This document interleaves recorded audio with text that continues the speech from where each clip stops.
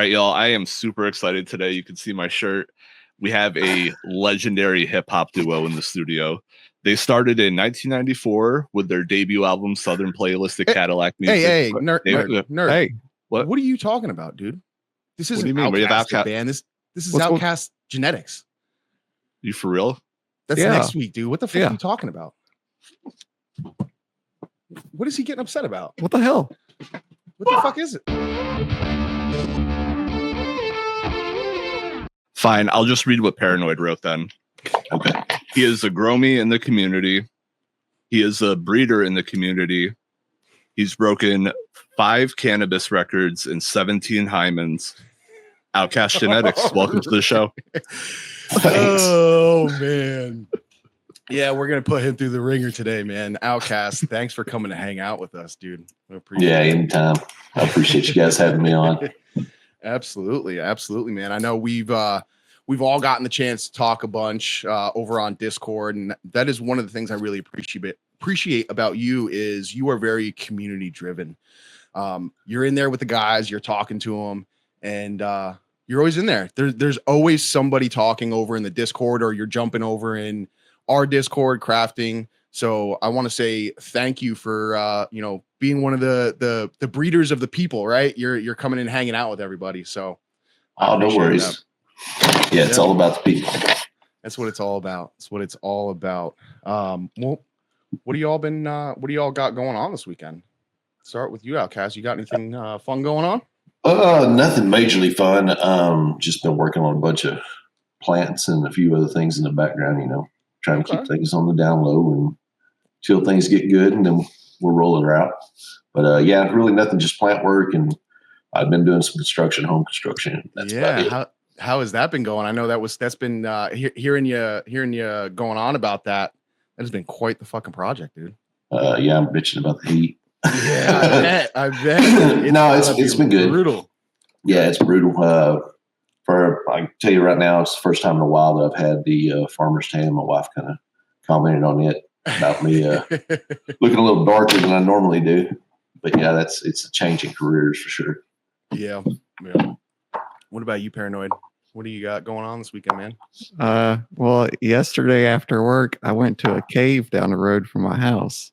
Oh yeah, dude, that was wild.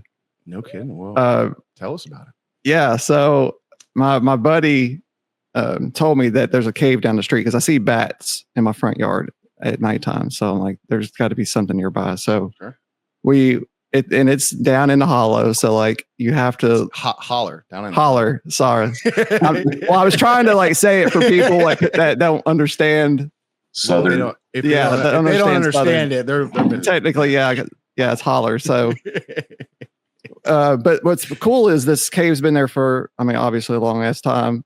So they've built stairs going down to it. So, no kidding. So if you go off to the side, you can go down the stairs, and of course the temperature change was awesome. It immediately started getting cold. Oh, it was like, oh, this is great. It took me a while to because I was freaking out because it was so dark, and all we had was our flashlights on our phone. So we legit go in this cave, and it's huge, ridiculously huge, tall ceiling. And we start going off to the side, and he was telling me about where these entrances and all these paths are. And of course our phones are shit, the lights on them suck. So we couldn't only go so far, and we started coming back, and all of a sudden we hear a sound, and he's like, dude, what was that? Did you hear something? I was like, oh yeah, there's people walking down the stairs. He freaked out for a second, thought there was something in the cave because we couldn't see anything anyways. So luckily there was a couple that came down, and they were like, hey, we've got, they had flashlights, and they had all this cave equipment, helmets and stuff. And we were like, oh, we're just going to go with them. So we went off into the cave with them for a little bit. But it was scary. It was beautiful. And, it didn't worry you that they had a bunch of gear and you guys were just raw dogging the cave like that? You're like, we're just gonna follow these guys. Look at all the gear they got. We're just here with our phones, we're gonna get this cave pregnant, right? Well, my friend, he grew up there, so he knew all the information about the cave, and the people, they were cave divers or they're splunkers or where they're called. So muff divers. Yeah, exactly. we were deep off in there, and Man. but yeah, it was great. She said. Exactly. Yeah, I'm glad somebody else is taking that. Yeah, that's my line. I catch it a couple times almost every time we get in the Discord. True. But yeah, we went pretty far in there, and there's a part where you actually have to like crawl into the cave, and then it opens back up. And they stopped, I guess, because they started thinking like, oh, we got these two guys, like we don't know who they are, and we don't know who they don't know us. So they ended up where leaving. You draw the line. Crawling into cracks is where. Yeah, crawling into cracks was like, yeah, I think that's where it was. The line was drawn. So we all ended up leaving. They mentioned there was another cave down the road, and we went down the road to that other cave. And by that point, my buddy was like, dude, we just need to go back to your house. Like, he's, I'm feeling uncomfortable about the situation. So I was like, let's just bounce. It's no big deal. They've gained your trust, and now they take you to these random caves. Yeah. So there's caves all over. I bet. Right where I live. Yeah. Like, because he's even mentioned that there's probably a cave on my property, which I don't think there is, but I know there is right that, down the holler down the road, there's 100% a cave. So, sure. And then last night I also went to the Tennessee Growers Coalition meeting at Emerald Heart Dispensary in Murfreesboro, Tennessee. Cool. Okay. Right on. Yeah, they were having a meeting about the THCA, with the whole process going on in Tennessee. Sure. And got to meet a few people. I met Cannabis _ Marley. She is also, I found that she was friends with you, OutKast, as well, on Instagram. She is the founder of Nashville Cannafest, and she's also just recently joined TGC. So that was pretty cool being able to talk to her. Nice. Yeah, so I think the reason why I'm linked up with her, I follow a lot of the Texas Cannabis Coalition and a few others that fight for our rights here in Texas. Right. They're always down in Senate, testifying. We've got a bill up right now trying to ban all THCA. That, oh no. All THC. Well, it's all THC. Period. So they want to put a ban in place. I'm trying to think of the guy's name, Perry. I think out of Lubbock is the one that introduced it. But they put it on the floor. It was called SB3. It passed. It went all the way through. Governor Abbott vetoed it and said, no, you're looking for upcoming court battles if you guys pass this because it's legal federally and now you're trying to make it illegal. And so he backed off, vetoed it, and says, call a special legislature. Y'all go in there and make the rules. I want regulation around it. So what did our great Republican state do? They went in there and said, we want to ban again, so let's pass this bill again. So they passed it again, and it's working its way through the House right now. It went through the Senate, so it's going to the House right now. I still don't know if everything's going to pass. I hope, and pray that. Just dead in the water again. Yeah, dead in the water. But what was screwed up was what kept a delay on it for a while was, I don't know if you guys seen in the news about all the whole political ongoings. We had the Democrats leave the state because Governor Trump had Texas do the gerrymandering thing or whatever, and got 5 more seats in the House, I think, something like that. Yeah, I try to stay away from politics and a lot of stuff like that because it just gets me so darn upset. Like it's just always crap. Something you think that may be good is someone else's agenda, and they're spinning it some kind of way, and they're just going to bend you over and fuck you in a different way. So I just stay away from it. Definitely. No, I see it. I witness it from the side, especially on things like Texas, whenever it relates to our cannabis laws and the way things are going. I definitely stay in the know and follow a lot of people. It's smart. It's smart too. Yeah. But it's just, witness it from the side. But I'm like you, man. I mean, I don't care what party there are, right, left, red, blue, whatever. I mean, they all got an agenda. Every one of them has something going on in the background, and I don't trust any of them. I mean, call me anti-government, but that's just the way I feel about it. I'm with you, brother. I'm with you. The older I get, the wiser I get, and I'm like, whew. Yeah. I've seen some crazy stuff happen in my time.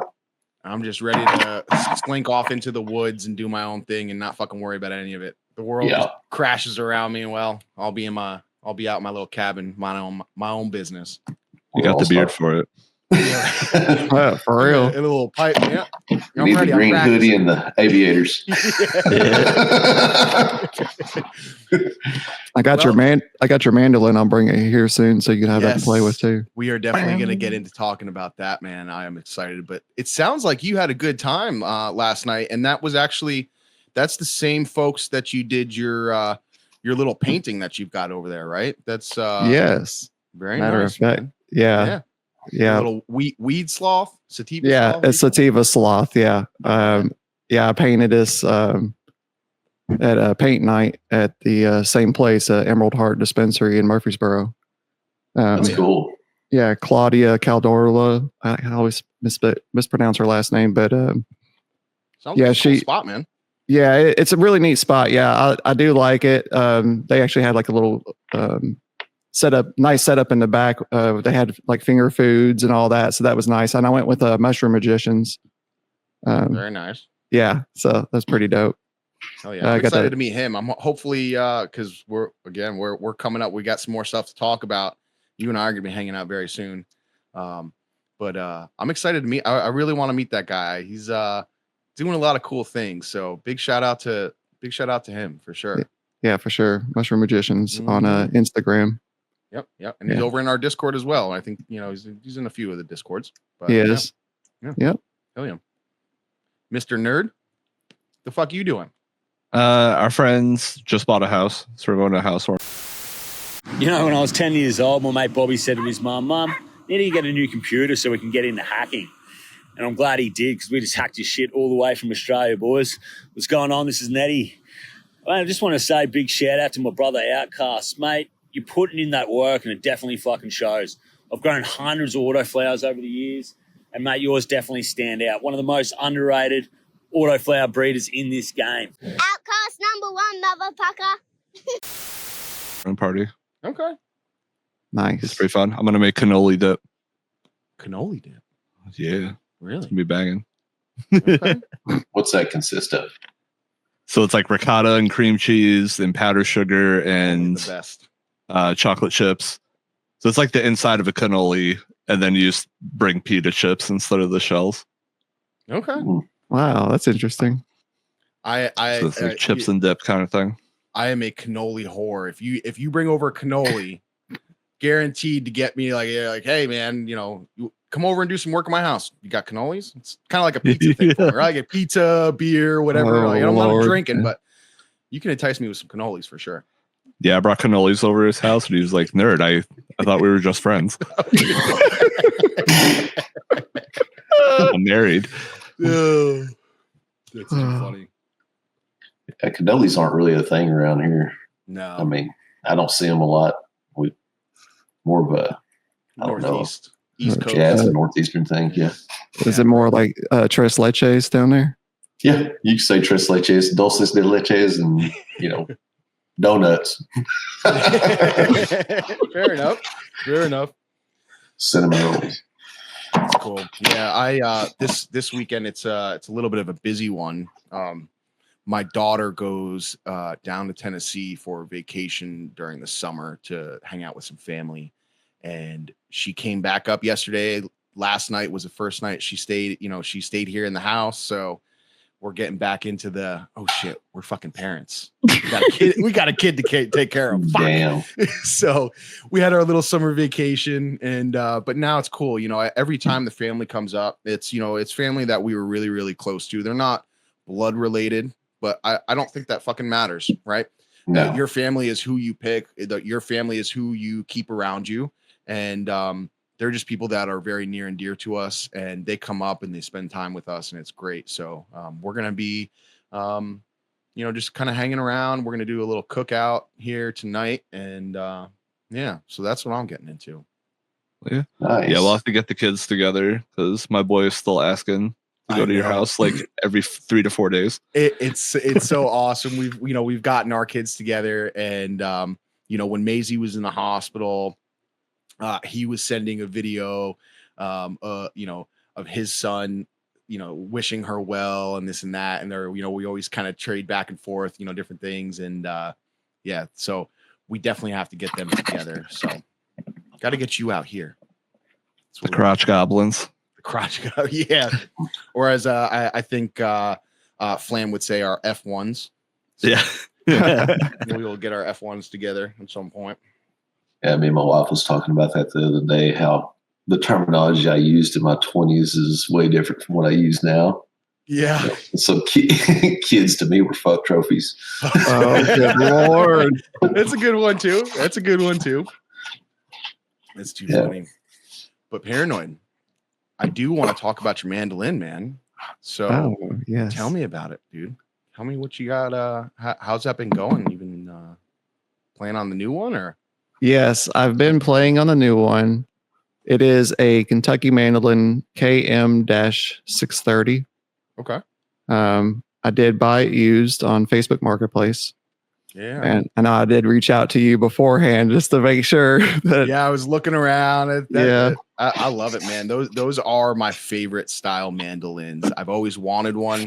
Unfortunately, I didn't have the money for it, so I never did get them. But yeah, she's a beaut, dude. Yeah, I got a pretty good deal on it. It was $600. It does need some work.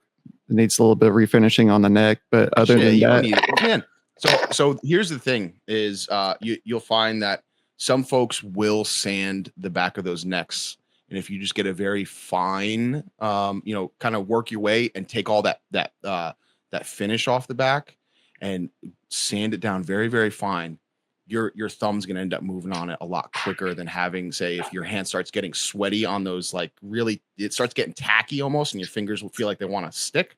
Right. Sand that bitch down, man. And your fucking fingers will be gliding all over it. That's what she said. It is what she said. But yeah, the only thing that I'm having an issue with is the two outer strings have a buzzing sound every once in a while, and I'm not 100% sure like what that is. I did tune it, and it took a lot of the buzzing out, but like just once in a blue moon, I'll just be going to town, and then I'll hear that. I'm like, son of a bitch. Like, So I'll have to. I'll have to look into who it was, but there is a very, very well-known luthier up in Nashville. Okay. And he would definitely be the one if you want to get that set up and get that in like prime condition. Yeah. That's the one to take it to. I mean, I'm sure you can take it to a guitar store and they could work you up, but yeah, a luthier that specializes in acoustic instruments like that, he's gonna get you going. I got a question. With the buzzing, you probably just want to adjust the truss rod in the neck with an Allen wrench. I don't think that those have any, do they? I don't know if it does. Hold on. Should. Yeah, I don't know. I don't see one. Is he gonna come It'd be on the top. Nerd, you gonna sing? Oh, so it would be right where the nut is. Mm-hmm. Right above the first fret, there should be like a little triangle door. Don't you know where the nut is? Oh yeah, okay, yeah, the door. I see the door. Yeah. So if you take that off and then you put an Allen wrench in there, you should be able to fix the buzzing. Okay. Or make it right. or adjust the bridge. Right.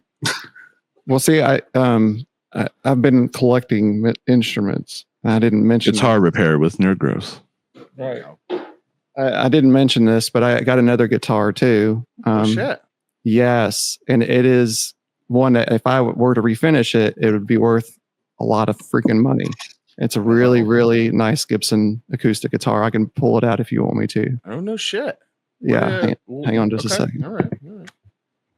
Here we go with show and tell again. More show and tell. This is Nerd's favorite part of editing the podcast is the show and tell, going back and forth. Well, I appreciate you, OutKast, coming to hang out with us and checking out our guitars and checking. Oh yeah. No, I have. I got a story on that too. Yeah. This has been, let me think, probably 2017, about 8 years ago or so.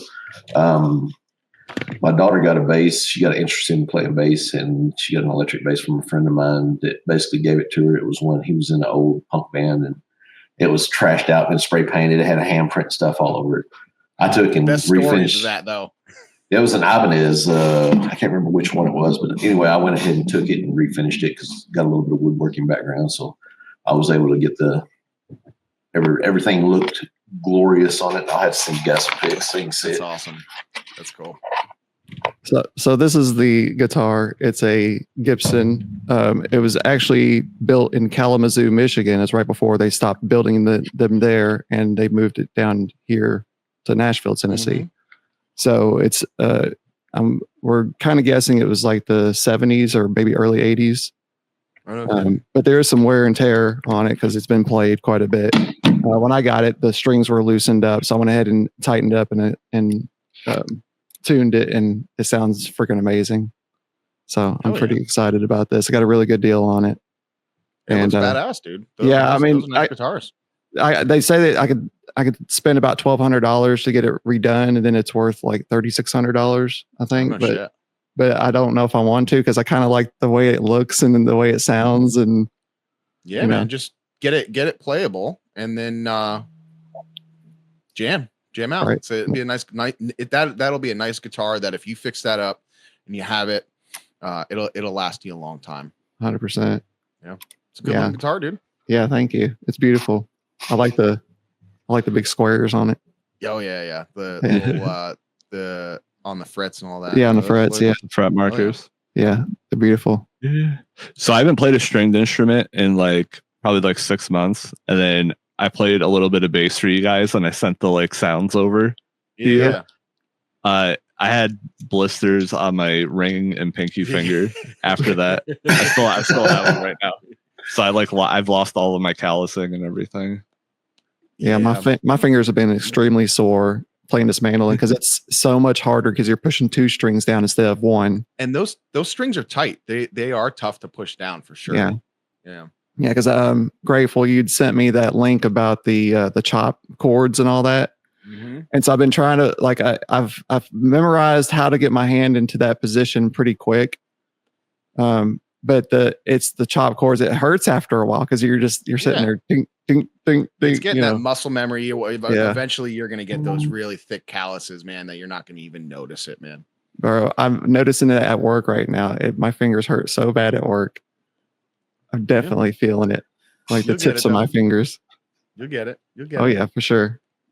Power through. Always wanted to play a mandolin. I got to play one for 30 seconds because my friend had one, but I've never actually been able to sit down and play one. Well, since I really don't play anymore, and this mandolin that I lent to Paranoid, when I get that back from Muddy Roots, next time I see you, it can spend some time over at your house if you'd like. Ooh, yeah, man. Want to do dueling mandolins, Paranoid? Yes. Yeah, I know. I could play. Yeah, I could totally do that. There you go. I'm down. 100%. I like it. I'll sit on the porch and play. Then OutKast plays drums, and we're all set. We got a step, man. We got a step. Well, anyways, I did love this tangent, but we do often talk about grow stuff, and we are towards the end of the season with the outdoor gardening season, vegetables and stuff like that. OutKast, I know we've talked on a couple occasions, and y'all have quite the little outside garden set up, and you built some beds, man. How's your outdoor season been going? I would say it's been fair. Every year, the wife, we find a lot of pests around here. We've got a lot of pest pressure. Yeah. It's the high arid desert region, and for some reason, spider mites really like this area. So, is that really the worst that you have to deal with? Like they are really just fucking your stuff up a lot. Oh yeah, every year. I mean, hell, I've been using OrganiShield and some of the other sprays, trying to help tape it down, but it doesn't ever completely eradicate them. If you don't follow an IPM regimen and you leave it alone for 2 or 3 days, they're back on it and they cover everything up. Now, how do you like that OrganiShield? I know Flam was a big, that's how I found out about them, and I got a little sample from him, and a lot of people seem to really like that stuff. It's expensive, but it works. The thing is, and this is my personal experience, and I'm not going to knock the company at all, but Canifogger, the little Petri Canifoggers, I've heard people have good use of them, and that's really kind of the best way to apply it because it gets all over the plant and can get up under the leaves. Yeah. We use sprayers, pretty heavy duty sprayers. Okay. Hell, I try to blast the plants with it. It knocks any soft shell insect. It pretty much kills it. And kills it on contact, right? Yeah. Boom. Yeah, they're gone. And so you got to stay with it, because if you don't, I mean, there's eggs and a few other things, and next thing you know, you're infested again. It don't take very long. Now, the Organoshield, and you're saying, being persistent about it. Do you find that you stick with just one IPM protocol? So like we're just hitting them with Organoshield, or do you find it beneficial if you're kind of rotating 2 or 3 things in 2 or 3 things. I mean, you got to have something that's going to cover everything, right? So I think we use Regalia for fungicides and things of that nature. Okay. You try to taper it from different, whatever your pressure is that you have in your garden, especially outdoor here, looks a lot different from other places. I wish I had the humidity. I know when we was in South Texas. You can take some of mine, brother. I'm over it. I am over it. When we was in South Texas, the grow season was like from February you started planting and you harvested all the way into December, man. I mean, it stays, it's long. Yeah. And then we moved back up here in the high desert. And you're lucky if you can plant by Mother's Day, if you got stuff out, mid-May, that it ain't, before then it's getting froze. So we go short season here. It's a little different. I'd say the tomato plants, they only get about 4 foot. They don't get, I remember I left one time from South Texas, and me and the wife came up on vacation to see the kids and stuff. We went back, and her tomato plant had literally grown 6 foot tall and was draped over the fence into the neighbor's yard. I was like, what the hell? I've never seen nothing happen. Yeah, I've never seen nothing that explosive. That's cool. That's cool. Now, what has been your favorite so far that you've grown this season that's done really well? I know for us it's been a weird year. Things have been kind of fluctuating so much that not everything's been doing well. Yeah, I think probably the 2 best things that we've pulled out of the garden have been strawberries. The patch just got entirely huge. I mean, started out with 3 plants, and there's probably 50 in that little bed now. They take off, man. It's so crazy how they just start spreading and setting all those shooters out. Now, is it in the ground or you have them in a bed? I have them in a bed. It's spilling over. It started out in the front of it, and now it's spilling over the sides.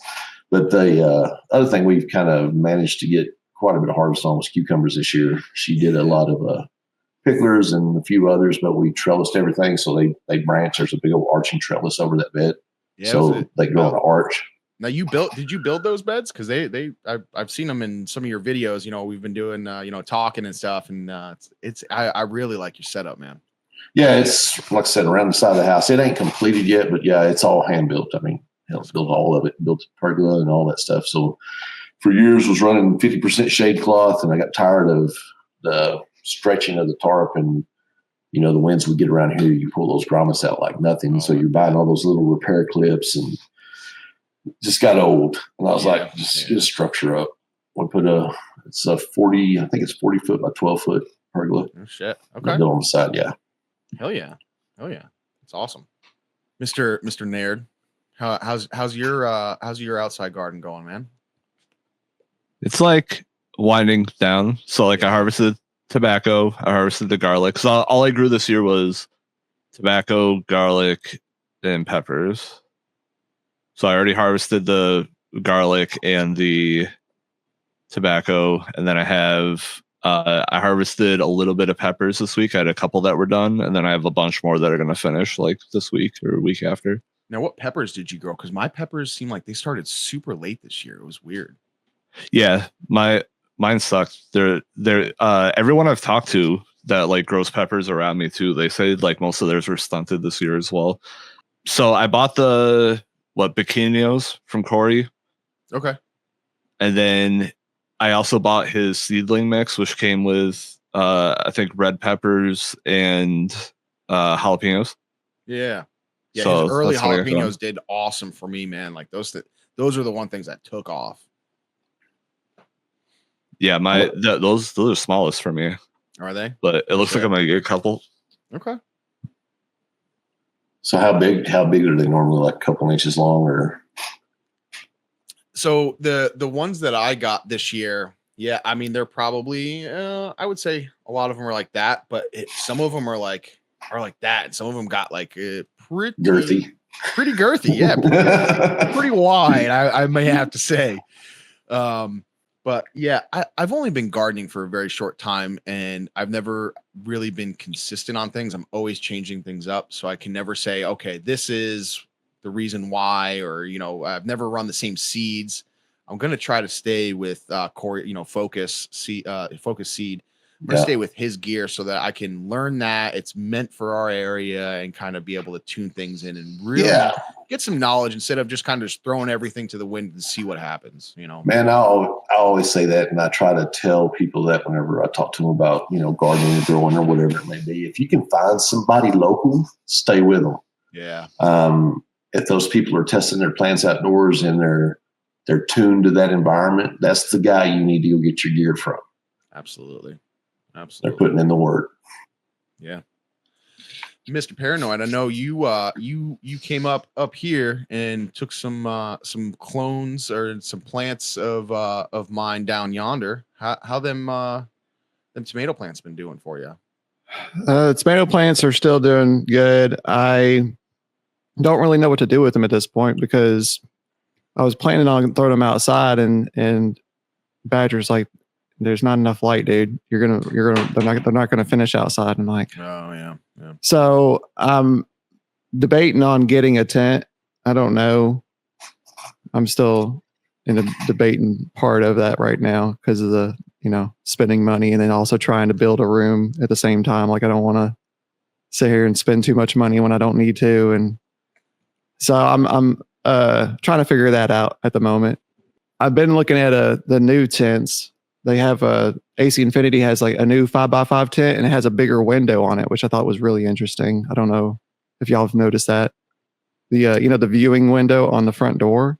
Okay. It's like 3 times the size and it's long. It goes like pretty good distance down the front door. I mean, technically you could probably just pull the zipper and look in, but instead of opening that big long window. But I don't know. Yeah. I was thinking about it. But I heard with the newer models, you have to put a quarter in to be able to open the flap, the peephole. Oh, man. Well, luckily I got a collection of quarters here, so I think I'll be okay. Jesus Christ. You go into a curtain room to view that. It's like, oh, mama. Yeah, it's crazy. You drop that quarter in and all of a sudden you hear the music. That's great. That's too funny. Yeah, my biggest thing for me this year was the tobacco. That is something that I've been absolutely enjoying the process of growing it. And now I'm on this journey that I want to figure out how to process it and do it into these different things. So that's kind of the stuff that I'm starting to try to nerd out about and learn. So I'm excited for that. Next year, I'm planning on having probably far more tobacco plants that I should have, but I gotta have some supply to fuck around with, So that's what I'm looking forward to for next year. So that's my next question is, now that we are kind of getting towards the end of season, do y'all have anything that we're really looking forward to for next season? For me, I'd probably say maybe some outdoor gear and trying to focus a little bit more on getting some plants flowered outside that I haven't planted before. I've run them a few years, and then every year it seems like I always end up screwing it up towards the tail end. Like, last year I had a pretty substantial size one, nice. And it didn't dawn on me. I think I've told Paranoid this story before. I was sitting on the back patio getting lit and looked over at that plant and I thought, why am I seeing that plant right now? It's 10 o'clock at night. Wait, I got lights on. Shit. Oh, no. Yeah. And so it never did like fully flower. It just kind of got stringy and it okay. Yeah. It was my fault completely. So ended up trashing that. That's part of the learning mistakes. Whenever I was younger and we used to do the outdoor grows and things, the guerrilla nature, you didn't ever worry about that stuff because you couldn't go jack with it. And you always planted it way outside of town. You didn't leave it somewhere where streetlights could get to it. I guess this may be a good, like a little check in the box for autos though, right? I mean, you don't have to worry about any of that stuff. So no, that's a good thing for autos. Yeah, definitely. Yeah. I mean, they both have their places, right? Yeah. I am the photo journey is new for me. I've only ever grown one indoors. So I'm kind of getting my feet wet, getting a little bit more of an idea, and I'm getting nervous, man. It's towards the end of the season. We're getting towards the end. We've only got, a little bit of time left, and there's some of them that are, you can see the Guy Fieri stage are starting to set in. Some of them are still a little bit behind. I'm like, it may just be a fun plan to look at, but I guess it is what it is. It's kind of I've got the autos. They're raging. They're getting real close. So at least I'll have that, and we'll see what happens with the photos. Yeah, you guys up there as far north of the equator is what you are. I would guess that you would definitely have to have some short flowering times on your photo periods outside. Yeah. Luckily, so this year, I've got two that I think we might be okay. I have the Sun God from BGG, and that is definitely seems like an earlier flowering.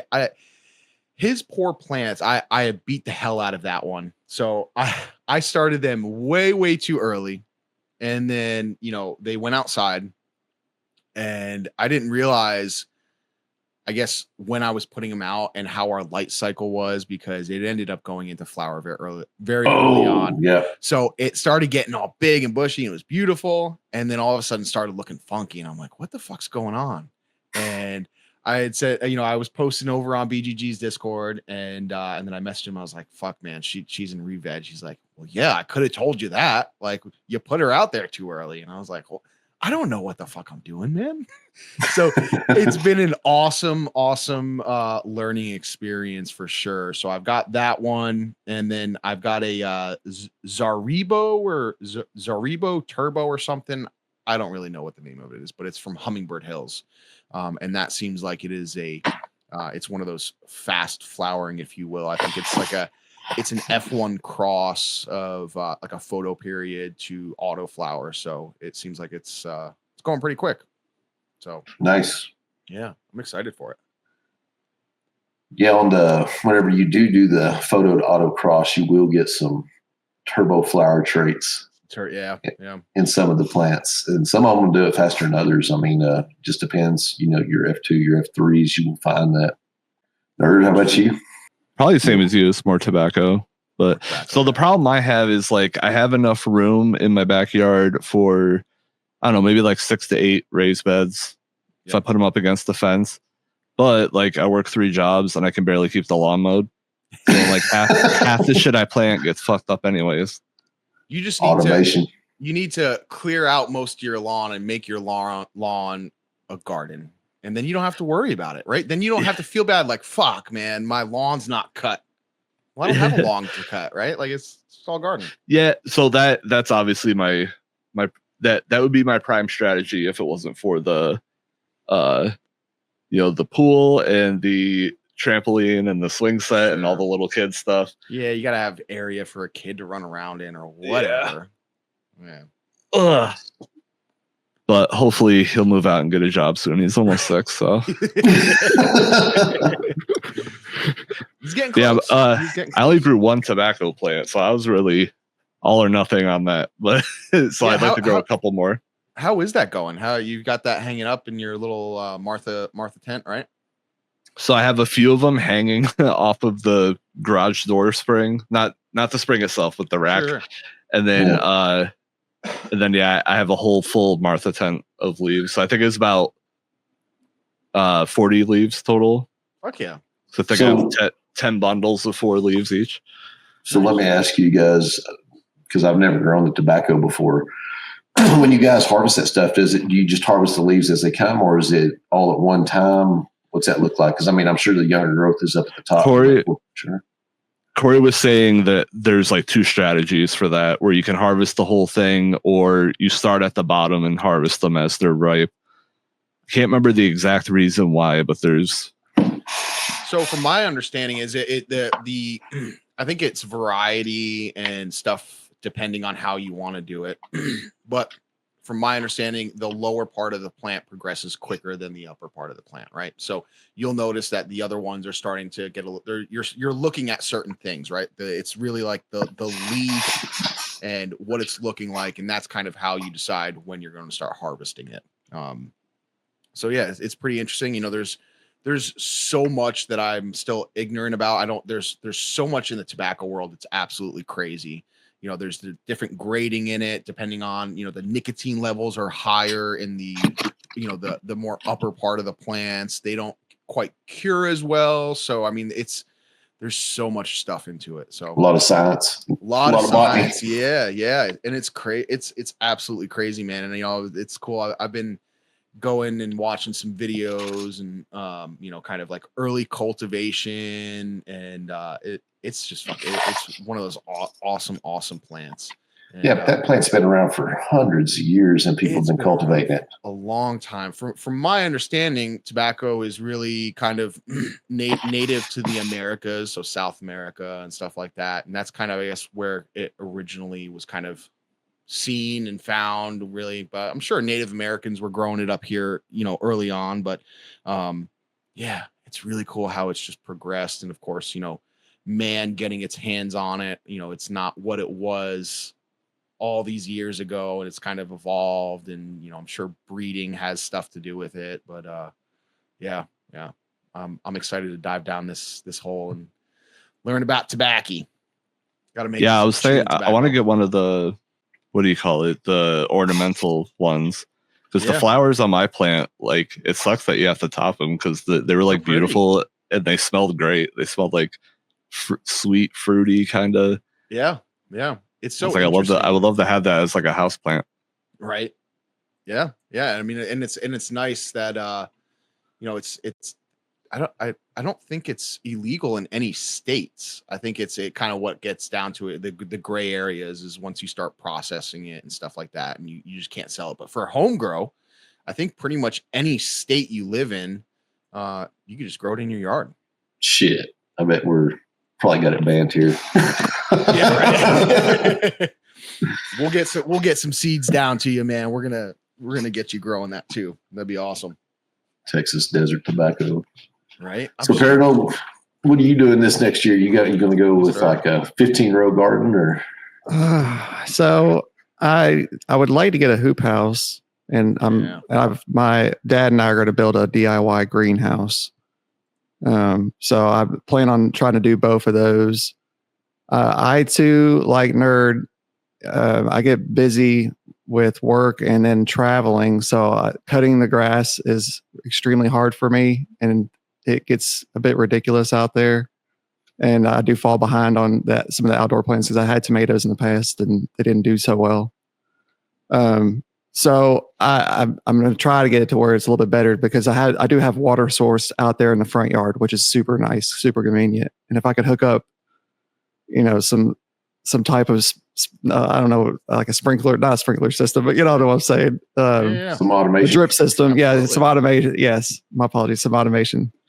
So I plan on doing the hoop house and setting up the automation and trying to go that route. And I really would like to do tobacco, because I recently went with Grateful to Focus's house and got a whole bunch of seeds to start my own garden. Yeah, he hooked you up, dude. Walked out of there with like a grit, like you're like.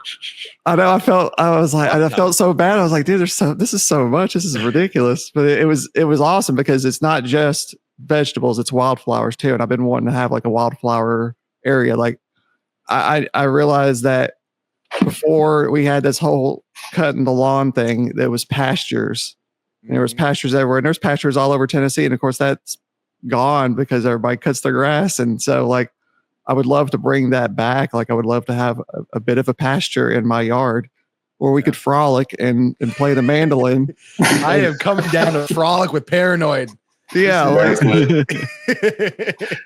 I want to do that. I can't grow a big garden because I have frolicking needs. I mean, there has to be a section for frolicking in the yard. So this has to be a thing in camp. We usually call them pollinator areas, not frolic zones, but right.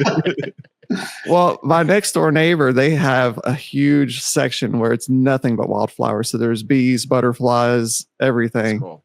Yeah, and it's trippy because I was sitting out on the front porch the other day just smoking a joint, and this hummingbird came up to me like this far from my face and was just standing there looking at me, and I'm like, what are you doing? Are you going to suck my nectar out of me? Like, I don't understand what's going on. Like, I just give me a kind hit of that shit, dude. He's looking at him going, damn, he's red. It was crazy. So yeah. But other than that, yeah, I would like to grow some other stuff besides tobacco. I would, from the seeds, he gave me some cucumbers, tomatoes. There was different varieties of that, beans. Oh gosh, I don't even remember. There was all kinds of stuff. You have so much area. You have so much potential. Yeah. And this is what I love, because you're at ground zero, Mhm. right? You can build it however you want. You've got a clean slate. So this is the exciting part, man. I am very excited to see how your garden evolves and kind of where you start. So it's going to be a fun journey for you. Yeah, most definitely. I'm really excited about the people in the community helping me out too. Yes. I mentioned OutKast is going to help me here soon, and other people just reaching out saying, yeah, exactly, dude. Yeah, Big Boy and Andre 3000 are going to be out there tilling my yard. Like, I'm so freaking excited. Hopefully it's going to be tilling with the Cadillac. Like, that'd be fucking dope. You gotta. Oh man, that'd be so good. Yeah. Man. Oh, Lord. I'm stoked to get out there and help. Really. Yeah. I can't wait, dude. I'm so excited about it. Like, that's gonna be fun. So if you guys want to share kind of what are you cooking up, because I know I've heard you mention it on a couple different podcasts there, Paranoid. What are y'all thinking on doing? It's just kind of giving him I wouldn't say really commercial grow space, but just an area to grow his vegetables in a more better climate. Something that's automated and controlled. So I love it. Yeah, we want to get something going that's definitely going to be dialed in to where he doesn't have to touch things. Yeah, it's going to be a sweet setup, dude. I'm excited for you. Yeah, I can't wait. I'm really excited. Yeah, I got to see part of a small facility last night, and it was just, ideas were just flowing. I'm like, oh my God, I could do this. I could do that. Like, I didn't know I could do that. Like, I could do this. Yeah, they had like the tables that were kind of like floating. It was, they had them on wheels, and so like the tables could move kind of back and forth on plastic trays, and they had a whole bunch of pots. Flood and drain, like a flow type thing. Exactly. Yeah. Cool. Yeah, then the mini split units and CO2, and I was just like, oh yeah, CO2. I didn't think about that. I could do CO2 as well. Like, yeah. Jesus, it's just all the room for activities, dude. So much room for activities. More money. Yeah, I know. And you got to put the CO2 in. You got to crank the lights up. Yeah, that's okay. Well, I was going to speak to you about the whole lights situation. So the problem is I was wanting to go ahead and up my electricity or the amperage on the plugs for the lights. And I noticed that Photon Tech doesn't have the cables where I can upgrade to the higher amperage. Oh, to run them 240? Yeah. So I'm thinking I'm going to have to change lights. It'll run them cheaper. I mean, if you get different lights, you run on 220, 240, whatever you want to call it, it definitely will be cheaper. Right. That's what I was thinking. So I might have to change lights altogether. I know like HLG I can do on 240. I'm not sure who anybody else at the moment. I haven't done a whole lot of research. It's one of those things I just figured out. Yeah, there's a lot of companies that sell. There's a lot of them that do it for commercials, commercial facilities. Because in my mind, I'm like, I know just my little room, what that I know that has to hike up my electricity bill, and I'm just thinking like, oh man, you're gonna have a big old setup. Like, it'd be interesting to see once you get it all set up. What is the average cost? Like, what are you going to be okay with? What if you get it all together and you're like, bro, this room's gonna make me broke. Yeah, that's something we just do. It's something definitely to think about, but also, and I don't know what the laws are in Tennessee on that area. With your solar panels, you can use solar panels to help offset some of that cost, but there is an initial cost on getting that stuff set up. It's expensive. But definitely, if you got a battery or something like that offset costs, I think Nettie down in Australia, he does something similar to that. Shout out to Nettie. Yeah, shout out to that cunt. He's a cool dude. Cool dude. I was thinking about getting one of those old school like bicycles and just hooking it up, and then every once in a while just pedaling to try to help out with the cost of electricity. You got a lot of squirrels. Maybe we can fix something for the cages. Well, that's what's crazy about this new place. Like, there's not a lot of squirrels. I have deer. There are so many freaking deer. Every morning I go out there, there are like 15, 20 deer. Like, if we could figure out how to generate electricity off of some Get deer. them on treadmills. Yeah, that's a good idea. Deer treadmills in the front yard. That would be amazing. 100%. There's like a little pen, and like people are driving by, and there's just these treadmills out in the middle of this pen, and they're just deers just walking. Like, I wonder what the fuck this guy's doing over there. Yeah, I got little salt blocks on the front so they can. Yeah, that's great. That's too funny. Yeah, I'm excited for you, dude. You've got so many possibilities, so much. Starting at ground zero is always the best because you can kind of just go from wherever you want, and don't rush it, man. Don't rush into getting it. Just build onto it here and there, and you'll find out what you like and what works for you. And live by the motto: buy once, cry once. That's exactly what I'm doing. Yeah. Because I've had suggestions where people telling me to put just small split unit or small box units in there for time being, and I'm like, I don't want to spend money and then have to turn around and spend more money on top of that. Like, right. If I have to wait, then I'll wait. It's no big deal. Like, I can survive. I've survived long enough. I can just wait another few months or however long it takes. Like, I want it to be right the first time and not have to go back and fix.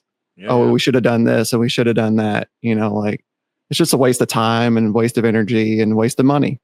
Yeah. So, definitely not doing that. Sure. That's true. And I promise you, no matter what you stick in there, they're going to come out with something new, and you're going to be like, I need to upgrade that. Yeah, that's true. Yeah. That's why I try not to stick it in anything. Yeah. Oh, no. Now, speaking of that, one thing I recall when you were on having a wonderful time with Paranoid, you had talked about you were recently, I think you were switching to cocoa, or you had recently were trying a new type thing. How's it going for you? Worked pretty good. Try to do a different style, right? So normally my Synganics approach, and I've been using that for years. I'll use, soil, and I figure this is my mind thinking. I try to apply logic on everything that I do. Getting your micronutrients out of the soil, so your azomite and a few of the other little mini things that you can't put in with salts. I figure, okay, you can supplement the main bulk of the feed with salts, and then the plant can get its macros from the soil. Yeah. So I thought about that, and I said, well, what's in this thing with cocoa? So if just to give it a test, ran it in cocoa versus the soil. The cocoa turned out all right. I'm not going to lie. It turned out pretty good, but it just seemed like it was smaller. Oh, really? Yeah. Okay. Yeah. My plants seemed a little bit smaller than what they normally are. Probably about, I would say 3.5, 4 foot normally on the auto, where I get some pretty big ones, 4.5, 5ers on just running it in the soil. So it's a little different, and I don't attribute it to maybe missing the micros, but it was definitely missing something. I did add some Photo Plus and a few other things in it, try to boost it, but I think it still was missing something. Now you're running auto pots, correct? So yes. When you prepared this, so I've never personally ran in cocoa. What did you do? Did you just get I know they say like they what do they pH it before they put it out, or sometimes you have buffer you buffer it. So you get that, or you get it in bricks. What did you end up going with, and how did you prepare it to get it ready for this grow? I ended up getting it in bricks, swole it up, soaked it in CalMag, and then rinsed it, and then put it in the tote, let the moisture settle out of it. Right. So once everything was nice and moist, and then I used it in the planter bags and started with it moist. Okay. And now, did you find that? So you were using auto pots with soil. Is that correct? Yes. Before. Yes. This is auto pots with cocoa. Did you find that it was definitely was it drinking more water? Did it seem like you were going through a lot more water with this run than your previous soil runs? It was probably close to about the same. I would say the plants drink as much as they're going to drink. It's all kind of strain dependent, and you know how. Sure. And you know when we've talked about this about how many times you go through life, you've only got so many growth cycles, and so that's another thing. Paranoid, you need to hurry up. No, I'm just kidding. No, I'm kidding. Anyway, this run was, you know, I would say the time finishing was faster. Okay. But it's really strain dependent because, you know, as long as I've grown, you always see the plant, it takes up a lot of water. And then when it gets in the flower, it's really heavy. And then whenever it's getting bulked up, it starts weaning off some. And you start noticing the plant doesn't drink near as much, where you were sitting there feeding this thing and you're watching it drink 1 gallon, 2 gallons a day. And you're like, holy crap. But then you start seeing it whimper off and the reservoir's lasting, you know, 2 weeks. You're like, man, what's wrong here, right? So it's just really strain dependent. You know, some strains will drink a bunch and they're hungry and they will eat and they will get monstrous. And some of them, they just don't do it. And I go through a lot of plants. Yeah, that's good. That's good. Now, what do you think? What's your do you feel like you got a good grip on it? Is this the route you're going to go, or what are you thinking on doing for the future?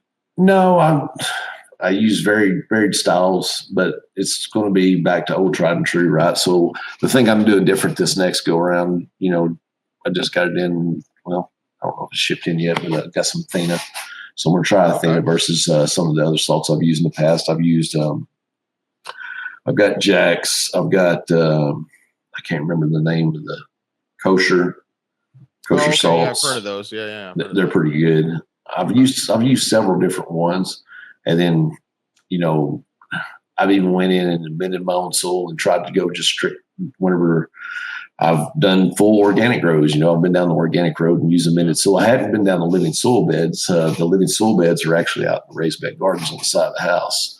But those got different plant, you know, like I said, pest pressures, and it's not really akin to the same environment. Right. That's cool. I dig it. I've been one of those. I am one of those people where if I find something that works for me, I just try to stick with it. I do like trying new things and this and that, but it gives me like this, like the anxiety and nervous. Like, I think I just rather just keep plugging away at what I'm doing than change my whole setup. But I would love to try that at some point. Yeah, the game changer for me, and it's all I always say this whenever you're learning. The technology has been so far advanced in the last bunch of years. In the last, I'd say 5 years, man, the technology's come so far. Going from HPS lights to LED, that was a game changer.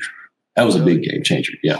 I mean, I love HPS lights. It's the heat thing, man. If you're in an environment that is like can't be controlled with an AC system that is massive, and you've got to deal with that heat, that's all. Most of those lights, they all have to be ducted by themselves just to get the heat out of the room because you're going to burn your plants up.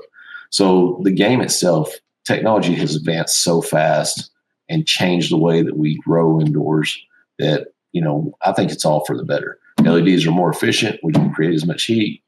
And then, you know, you get over to the watering side. That was another big game changer whenever we got introduced auto pots and, you know, Monster started shouting them out.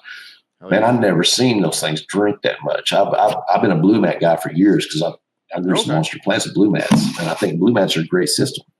They operate off the soil pressure deficit. Yeah. And it does give the plant much needed water whenever it wants it. But I don't believe that it's as efficient as auto pots where you just have a reservoir and dip the roots in it and they go to town. Yeah. No, I think all of us, at least the three of us, we are definitely on team SIP. That's for sure. Whether it's earth boxes, city pickers, auto pots, that just seems like that is the most efficient way to do it. And the plants love it. And you can really tell once those plants get to that certain point that they're like, they hit that water and they're just boom, they just take off. Well, I've done, you know, the DWC thing. You can get some monster plants out of DWC, but they're tasteless and expressionless.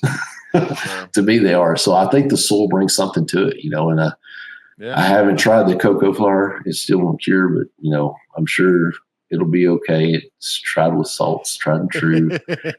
It may not be as flavor. It'll do the job. It may not be as flavorful. I got a feeling it's probably not going to be, just because I feel like the plant wasn't reaching its full potential. Sure. Yeah. No, that's something, I think most of my consumption has been with organically grown flower. I think there's been very few times that I've had sampled somebody's stuff from it being a salt grow. So I really can't tell for sure. But I mean, I am of the believer that I think that it's, this, stink in, stink out type thing. And that there's, these plants, nature is going to do its thing.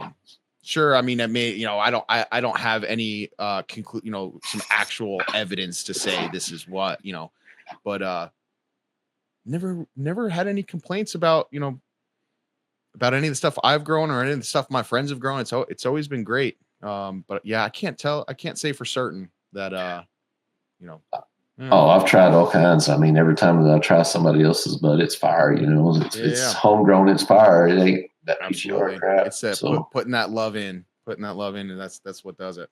Oh yeah, taking care of your plants. But yeah, I mean, on the side, I was thinking on the side beds, it's basically hugelkultur on our raised bed gardens. So we got decaying logs and everything else underneath the soil. So it's getting quite a bit of nutrients in the soil. Would definitely have a problem trying to get that done indoors.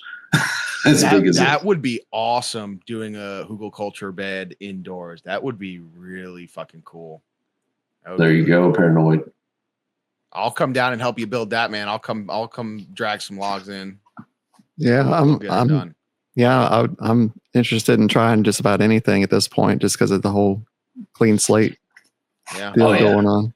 I would love to build some more. So I've got two of my raised beds out there. I did hugelkultur style. And the nice thing about that, is that, it does really good with water retention as well. That's kind of one of those things that does really, really well, as, that stuff's breaking down. It's obviously adding to the soil, but, yeah, man, I need to build some more beds. I want to build like a big trench, just like, dig out like a 10-foot trench and then put some logs in there and then just build a big old mound. There's several videos. I can't remember who I seen do that. I think Elm Automatics Dan has a hugelkultur bed.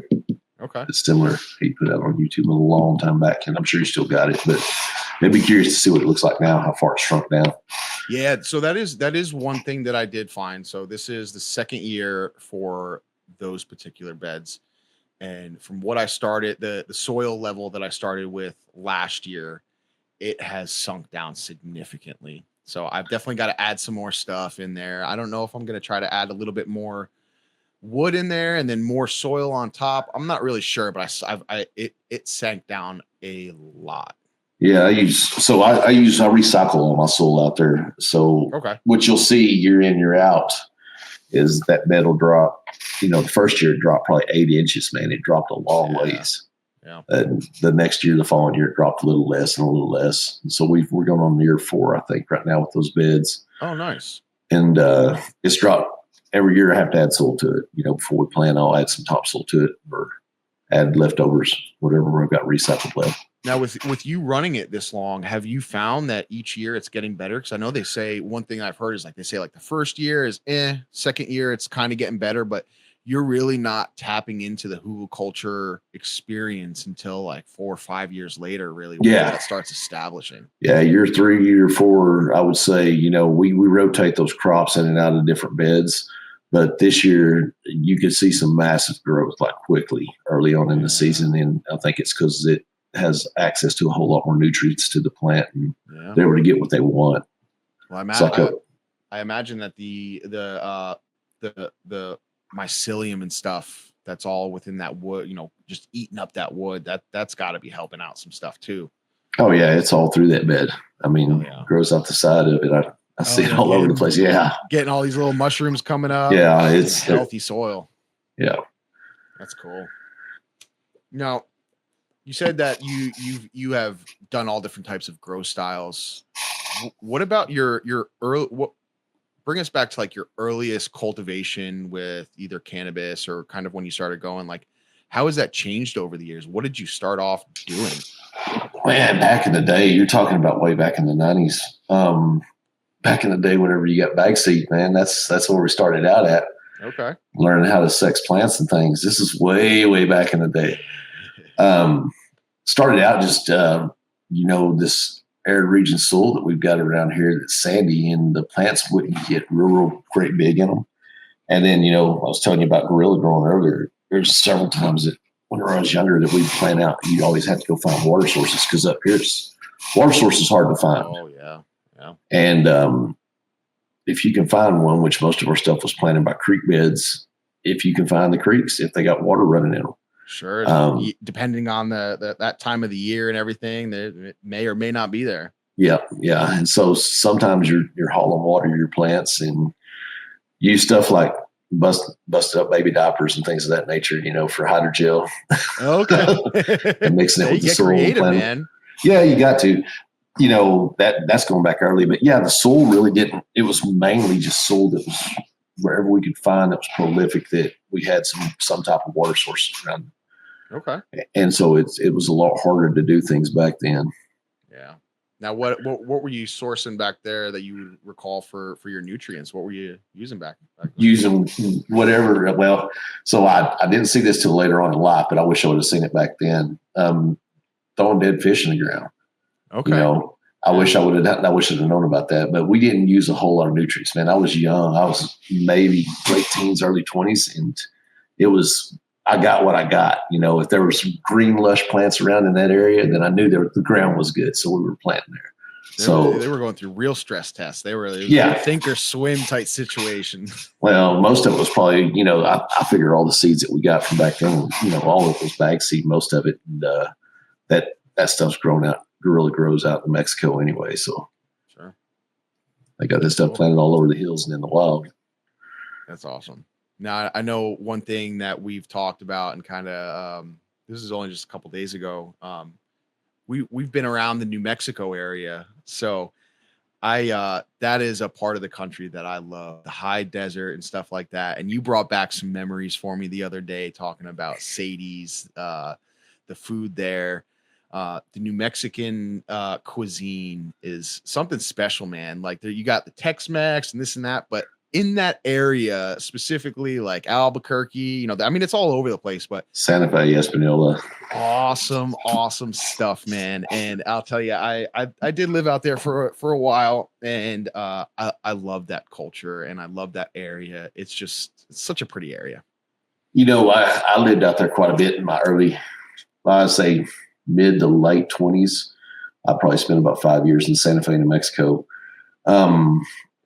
The culture in the area, I hated it when I lived out there. Man, I'm not kidding you. I hated it. I hated being there because I was away from home, away from my wife and my kids. So makes sense. You kind of resented it because you were out there. I would be gone, 2 to 3 weeks at a time and then come back home for a weekend. Yeah. And you spend so much time in that culture, you don't really appreciate it for what it is. Sure. And I think the older you get, the more you start having an appreciation for things. And I find myself going back to visit it, and going and enjoying the food and the cuisine that we're around there. Because I remember when I was in my 20s, I was pissed off. I was like, I'm at a freaking Sonic drive-in. You're asking my ass if I need red or green chili on my burger, man. Yeah, what the hell is, why can't y'all just make a damn cheeseburger? I don't need no damn red or green chili. But then you get older and you get a flavor for the food and stuff. And you go out there and you try it. You're like, damn, man, this is good. It's different. It is completely different. So I think that was one of the things that I miss very much is the Hatch green chili. And for anybody that hasn't experienced that, and I remember a certain time of the year, the grocery stores would have their roasters out front, and it would just be spinning all day, and they'd have sacks of these chilies out there, and you could smell it in the air. And I think that they actually have that company that does grow them. You can actually buy it and have it shipped around the country. So yeah, I've been tempted to get some. Man, there's nothing like a good pot of green chili stew in the winter. Nothing like it with the potatoes and the beef. It's good. It was a culture shock for me. I was a young teen that was from the East Coast. And then this is something new for me, going out to the Southwest. I was like, this place is fucking crazy. There's no fucking trees you can see for miles and miles. Like there's a big old fucking mountain right there. And like the Sandia Mountains, if I remember correctly, Sandia Mountains, it's a watermelon mountains, right? That's what it stands for. And just the way that the sun comes across it.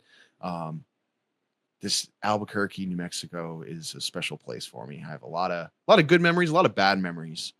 But yeah, the thing that got me away from Albuquerque is once you kind of see that dark side of a town, when you start running with the folks on the streets, living on the streets, it loses its luster. You start to get those bad memories and you're like, yeah, maybe I should be away from this place. So I would love to go back to visit someday. Definitely got to get back out to the Southwest and get me some Lotta Burger with some green chili and I'll be good. Some sopapillas. Go down on Central to buy it. Going up and down Central with the the prostitutes and the drug dealers. It's a wild fucking place. He's not joking. I mean, I'll tell you guys, my first experience with Albuquerque growing up, I don't know when the first time I probably went out there. The first time I remember going out there, I think I was 19 years old. I was with a construction company and we were pulling into town. And one of the guys in the truck needed something. So he's like, I'm going to pull into this Walmart. And so he pulls off I-40 and we're on Central Avenue and he whips into this Walmart. And I kid you not, the moment we got out of the truck, a guy slides across the hood. And then here comes a cop chasing right behind him. And he's running across the parking lot. And I'm like, where the hell are we? What just happened? Like when you watch Breaking Bad, and you see like those little, like when it starts getting into like the seedy stuff, that's Albuquerque. That's the Albuquerque that if you're a local, it's There's pizzas on the roof everywhere, Yeah, right.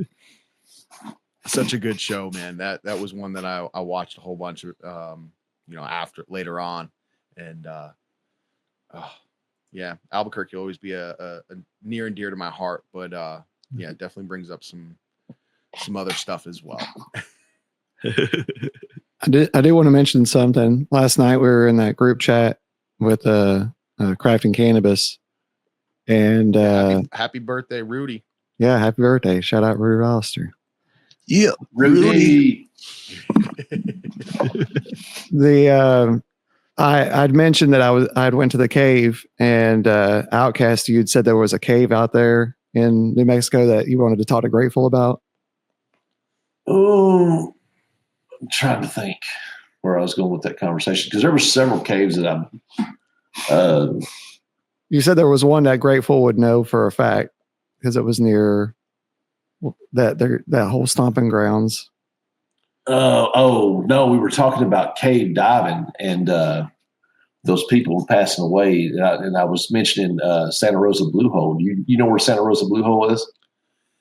I'll be honest with you, my geography is terrible with New Mexico. I'm sure if I was to look it up, I probably could tell you, but off the top of my head, no, I do not. Well, it's not saying that you would know about it, but there's like a lot of divers, people that dive, they go to this thing pretty regular because it's about an 80-foot pool, I think is about how big it is in the top part of the surface, and it's shaped like a bell. So it's 80 foot at the top and it goes down to 160, like a big chamber at the bottom. So you dive in this hole and it's a big chamber at the bottom, but it's got a lower tier to it. And if memory serves me correctly, I think 2 people died in that lower section. So they sealed it off.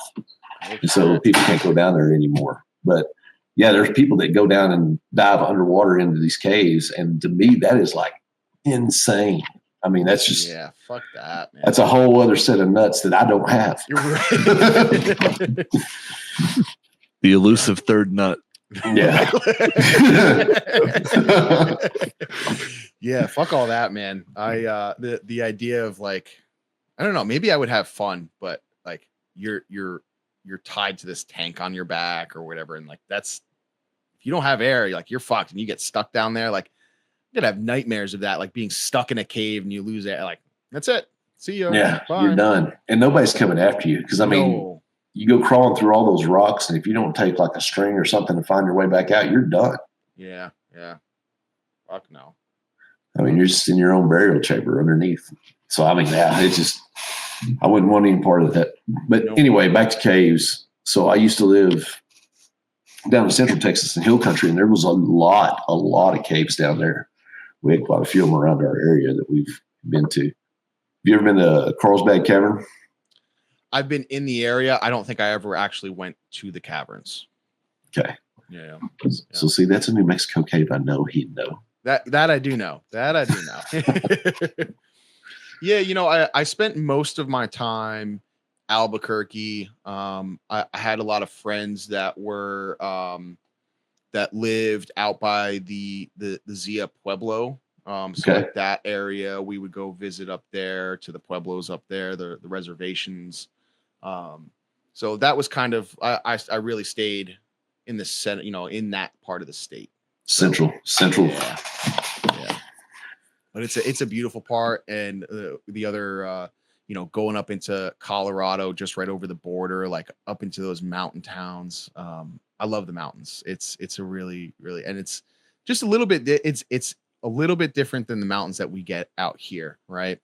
And they're so fun, and the people are interesting. The culture, you know, it's I'm a white boy. That's what I you know, that's what I am. But I do have Hispanic background, you know, part on my father's side, and I always used to get made fun of because, you know, my grandmother, my great grandmother, they all grew up in that area. You know, they all were from that, and I could never speak Spanish. I could never do any of that stuff. So I always got made fun of that. I was like the whitest boy in our family. So it was cool to come from, again, on the East Coast, where I really wasn't around that culture. And then finally getting out there to be like, oh, this is really fucking cool. Like, you know, I love it. I can identify with it. You know, I mean, I'm still a white boy in it, but like, I dig it. I dig the food, dig the people, all the colors and all that stuff, you know, and that's one of the things that's always drawn me to Alebrije is, you know, even though it's just a distant part in my you know, my past, I can identify with it and I enjoy it. Mexican heritage with the colors and the bright colors. Yeah, it's so cool. I mean, you know, you're in an area where everything's brown and, you know, a different color of brown. That's basically all it is. And then and then you get, like, you've seen all the, you know, the have you ever been up to the turquoise trail? There's that little area right up that, and that's so cool. And then you know, down in that like old town where you see the old buildings in Albuquerque and all this, the bright colors in that. Something so cool. Speaking of Alebrije, I know you had mentioned you called Mike. He's like, hey man, you know, let's do a collab. I'm gonna encourage this. Y'all got to get on something. That would be fucking fun. He just joined my Discord the other day, which was, you know, shout out to him. Yeah. Yeah, I'm open. Yeah, whenever doors open, give me a shout in the DMs. Always working on something. I've always got something going on. You know, it ain't nothing to branch off and maybe work on a little side project. Hell yeah. We're gonna keep. Speaking of growing events, this week is 2 years of growing for me. Oh, congratulations. Hell Happy anniversary. Yes, thank you. My first seed popped on 2 years ago on Wednesday. No shit. So what did you do? Like 17 of them with your 17 hymen? Shattering all the records in the What was your first strain that you grew, Nerd? You remember? So I grew 2 plants at first. I did both Mephisto. I did Walter White, speaking of Breaking Bad, and Double Grape. All right. 2 good strains. Yeah. Now, what do you think? What if you could go back to day one Nerd starting? What would you tell young Nerd in his growing career? Bottom watering. Just any type of watering that wasn't, because I did the first 2 runs by hand. Yeah. I'm like, oh, I don't. How big were your autos? Though I got like about 2.5 ounces off of each. That ain't bad. That's not bad. Well, for what? Yeah, I think you were growing first 5 gallons and stuff, hand watering. Yeah, 5 gallon, fully synthetic. Then I switched over to organic and then bottom watering then that's when I actually started getting good plants. Oh yeah. Not that switching over to organic did that, but it was definitely the bottom watering, 100%. Yeah, you got to find your style, man. Everybody's got to find their style. Try every style out there. I don't, if I can give anybody a word of encouragement, try everything that's out there. Find the way that you do it. If it's a modification, it's the way somebody else does it, and take tips and pointers from people that have been there. Yeah, absolutely. The OutKast, I got to tell you, the episode of Hot that you were on lives rent free in my head, because now anytime I'm in a grocery store and someone walks by me and they smell like weed, the first thing I think is, y'all smell like burnt peanuts. Yes. Like my little grocery store joke now. Like, y'all smell like burnt peanuts. That's so funny. I was talking to Matt about that. It's funny how many people that, I remember burnt peanuts as a kid, but a lot of people don't remember that, like, they didn't have them in their part of the country, Boston burnt peanuts. I thought that was just like a standard candy. I don't know if I've even had any yet. So there's Boston baked beans, which are like peanuts coated in caramel, and then there's the burnt peanuts, which are they're kind of like spiky and orange. Red. Yeah, they're red, red or orange. Oh, shit. And it's like spiky sugar coating on the outside. I'm gonna have to try them. I'll have to find them. I don't know if I've even. I feel like I've seen someone sent me a picture of them, or like I've seen that, but I don't know if I've ever seen them in the wild. Wild burnt peanuts. Wild burnt peanuts growing out on trees. In the wild, I mean like in a grocery store. Forgive me, it was wrong terminology, but I would like to believe that candied peanuts do grow on trees. It'd be interesting to walk on that 4 acres of my new property and find burnt peanuts growing on my trees. It's a thing. It is 2025. Anything is possible these days, and you could be the first one to do it. Yeah. All right. So video idea is we do a whole series of different grow tactics, but it's all candy, right? So it's like, dude, I'm not getting any worm castings. What's going on? They lift it up. It's all gummy worms in the Fuck. I've been feeding it for months, and it's just like a big old pile of like rotting food over in the side with like gummy worms all over it. Like today, we're gonna make compost tea with circus peanuts. Cooter gets a cavity.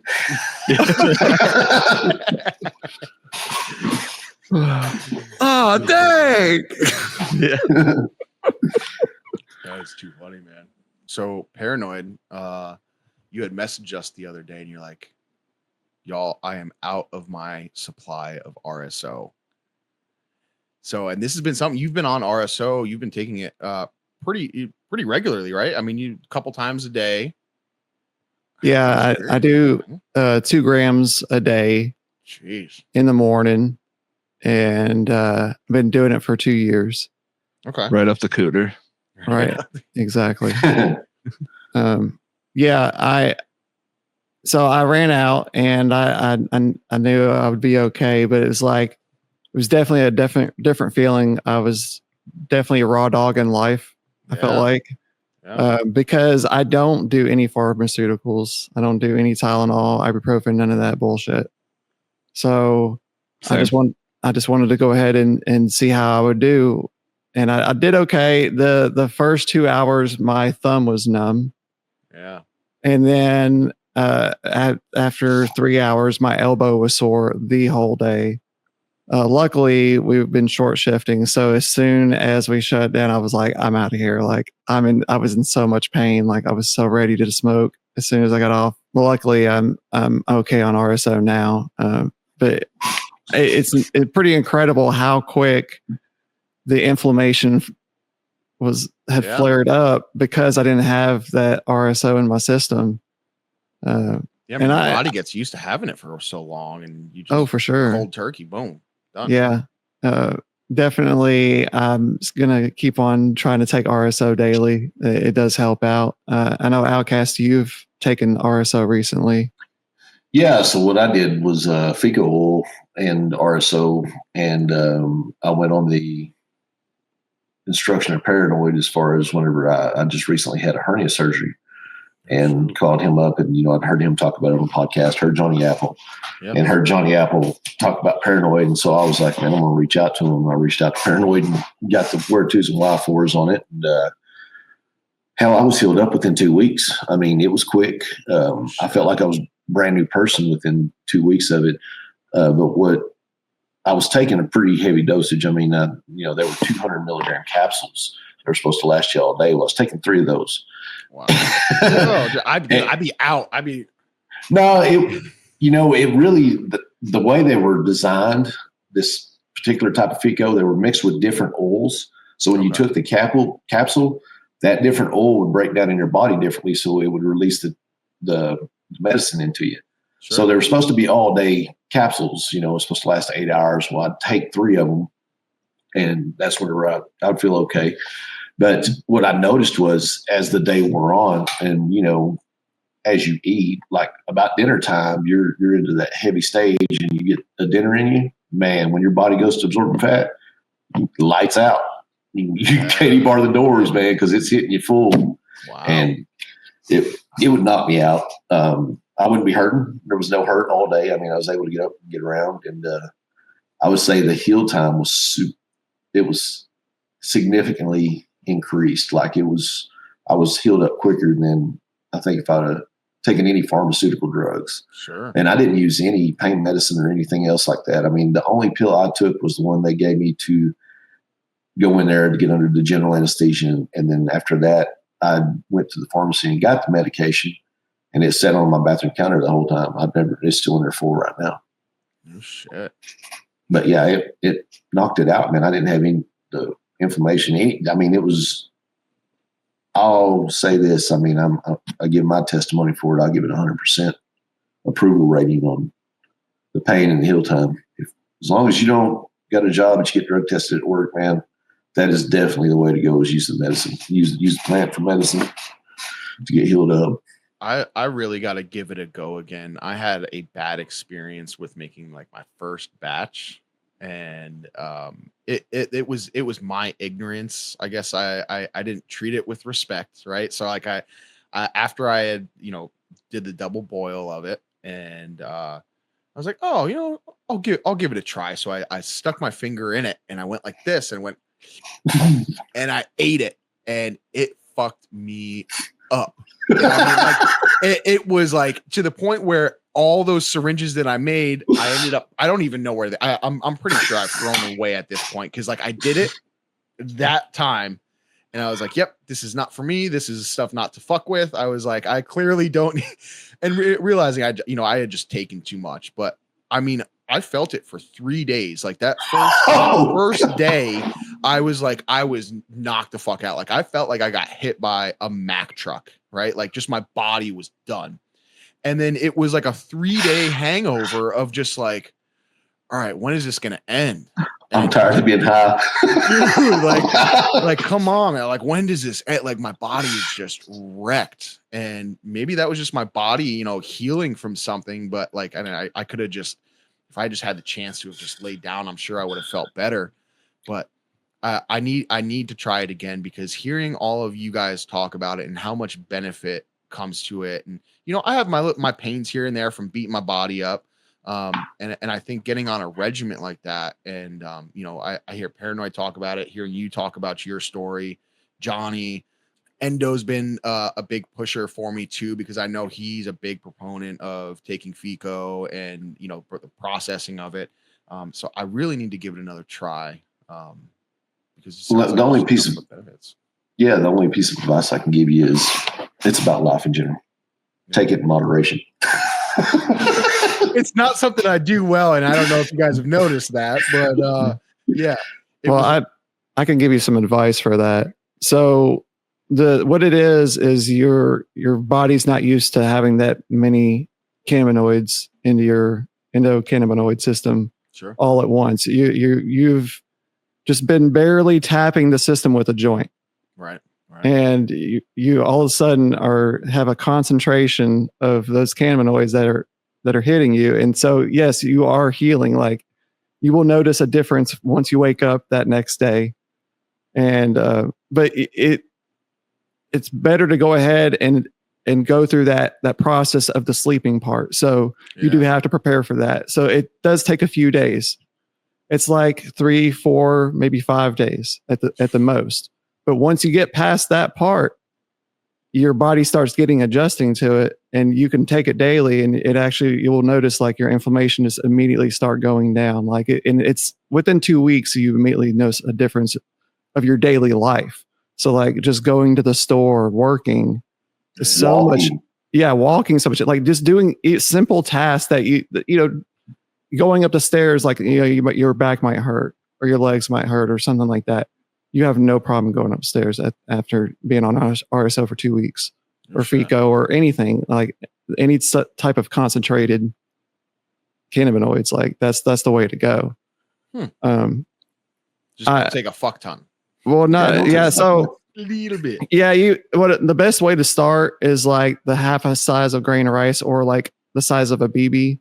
I did that on a cracker because I was, but the way I do it now is so much easier. I put it on my fingers, scrape it onto my tooth, and then drink cold water. And that cold hardens up the RSO. Yep. And then you just flick it off with your tongue and swallow it like a pill. And it's 8 hours.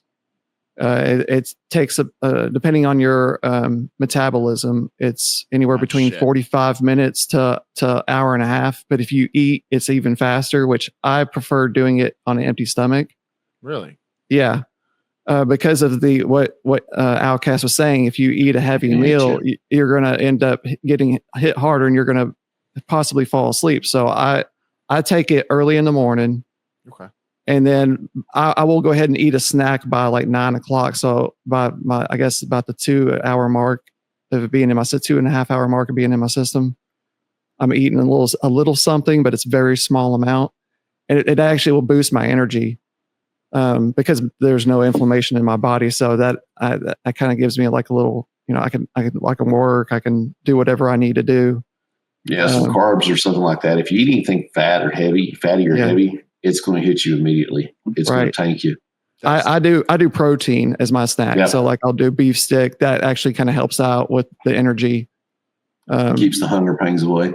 Right. Exactly. Yeah. Cause that you still have the hunger pains from time to time, especially if you're consuming sugar in your body. But I would highly suggest go ahead and start taking it because the whole, like OutKast was saying, the healing time is so much quicker. So like whenever I've had 2 hernia surgeries in the last few years, the first hernia surgery, I did the pharmaceutical route, and I did the pain medications, and I was immediately just crying because I felt so guilty even taking those, and I was just throwing up because it makes you sick. Not everybody's bodies can handle. Excuse me. Not everybody's body can handle pharmaceuticals. You're dealing with side effects. Opioids are a tough thing on your body, man. They are. It's horrible. I've got to stay away from them because I enjoy them too much. Right. Well, the problem is doing Tylenol and ibuprofen. So your body is reacting with that as well. It doesn't. They claim that it helps out with inflammation, and it does to an extent. But it wrecks your liver. It does all kinds of bad stuff to you in the process.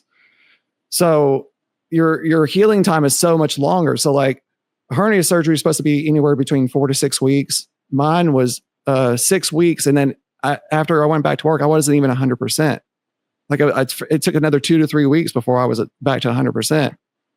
The second surgery, after 2 weeks, I was completely fine. And I had 4 weeks off work. So for the next 2 weeks, I was gardening. I was doing all kinds of stuff. I'm like, I can do anything. Like, and I wasn't lifting heavy stuff, but I could still do stuff. When I went back to work, I was completely 100%. I had no problems. Like they were expecting me to be all slow, and I was just like, no, I'm good. Let's do this. Let's knock the day out. Like everything's fine. So yeah, it makes a world of difference on healing. And it's not just surgeries. Like if you've hurt your back, strains, all that stuff, like it helps the healing for that too. Like you strain your back.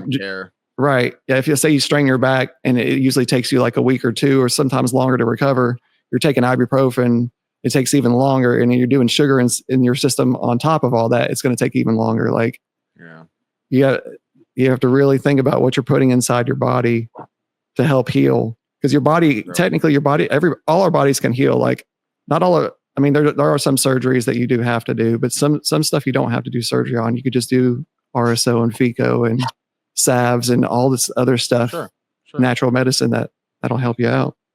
That's how Wolverine does it. Yeah, exactly. Yeah, it's true. He dips himself in a vat of Vico.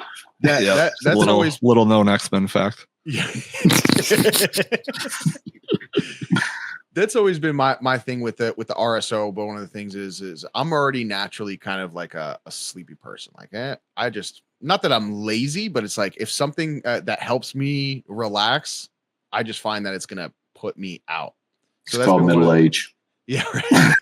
Fair enough. But that's been one of the other things that's kind of steered me away from wanting to do a regular regimen is what I'm hearing from you, at least, is, it's kind of, there's a little period that you go through until your body gets used to it. But it's that period that makes me nervous about it to do it, because I don't need it. Like, I do so much time driving, and I'm like, I don't need any help. Like, I need to be on point all the time, and I don't want to be sleepy.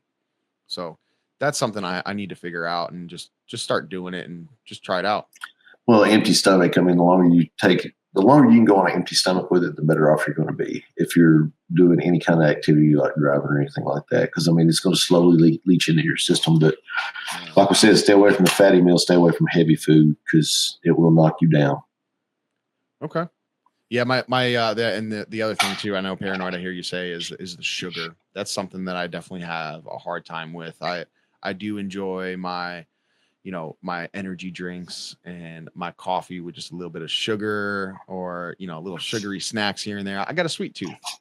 I got a couple sweet tooths, and a couple fell out, but that's neither here nor there. But, it's tough. It is definitely tough to try to make that turn in your life where, you start eating better, and I can see it. And I you guys are all inspirations to me that I hear talk about, doing those things and seeing an improvement in your life. So one of these days I'll listen and I'll give it a try, and I'm excited for it. Give it a go. Yeah, that's all I can do. But on this medical topic that we're kind of talking about, I know Nerd and I, we had mentioned this recently. Back 9. We had gotten some of his the headache helper, the little roll-on thing. Salve, yeah. And it's been great. So I'll give you a little bit of a background for me. One of the things that I have, with working with your hands, I think, some of y'all can relate to this, is you kind of just have this natural, like, after a while, it's like this arthritis pain. It's just I always have these fingers on my hand just always hurt. I wake up with it. It doesn't go away. And I've been rubbing, I've been putting this on it, and it definitely cuts down. And just like the accident, like if I hit something, the pain in my hand is real bad. If it just bends just a certain way, just barely, it hurts really bad. And this has been definitely cutting that off.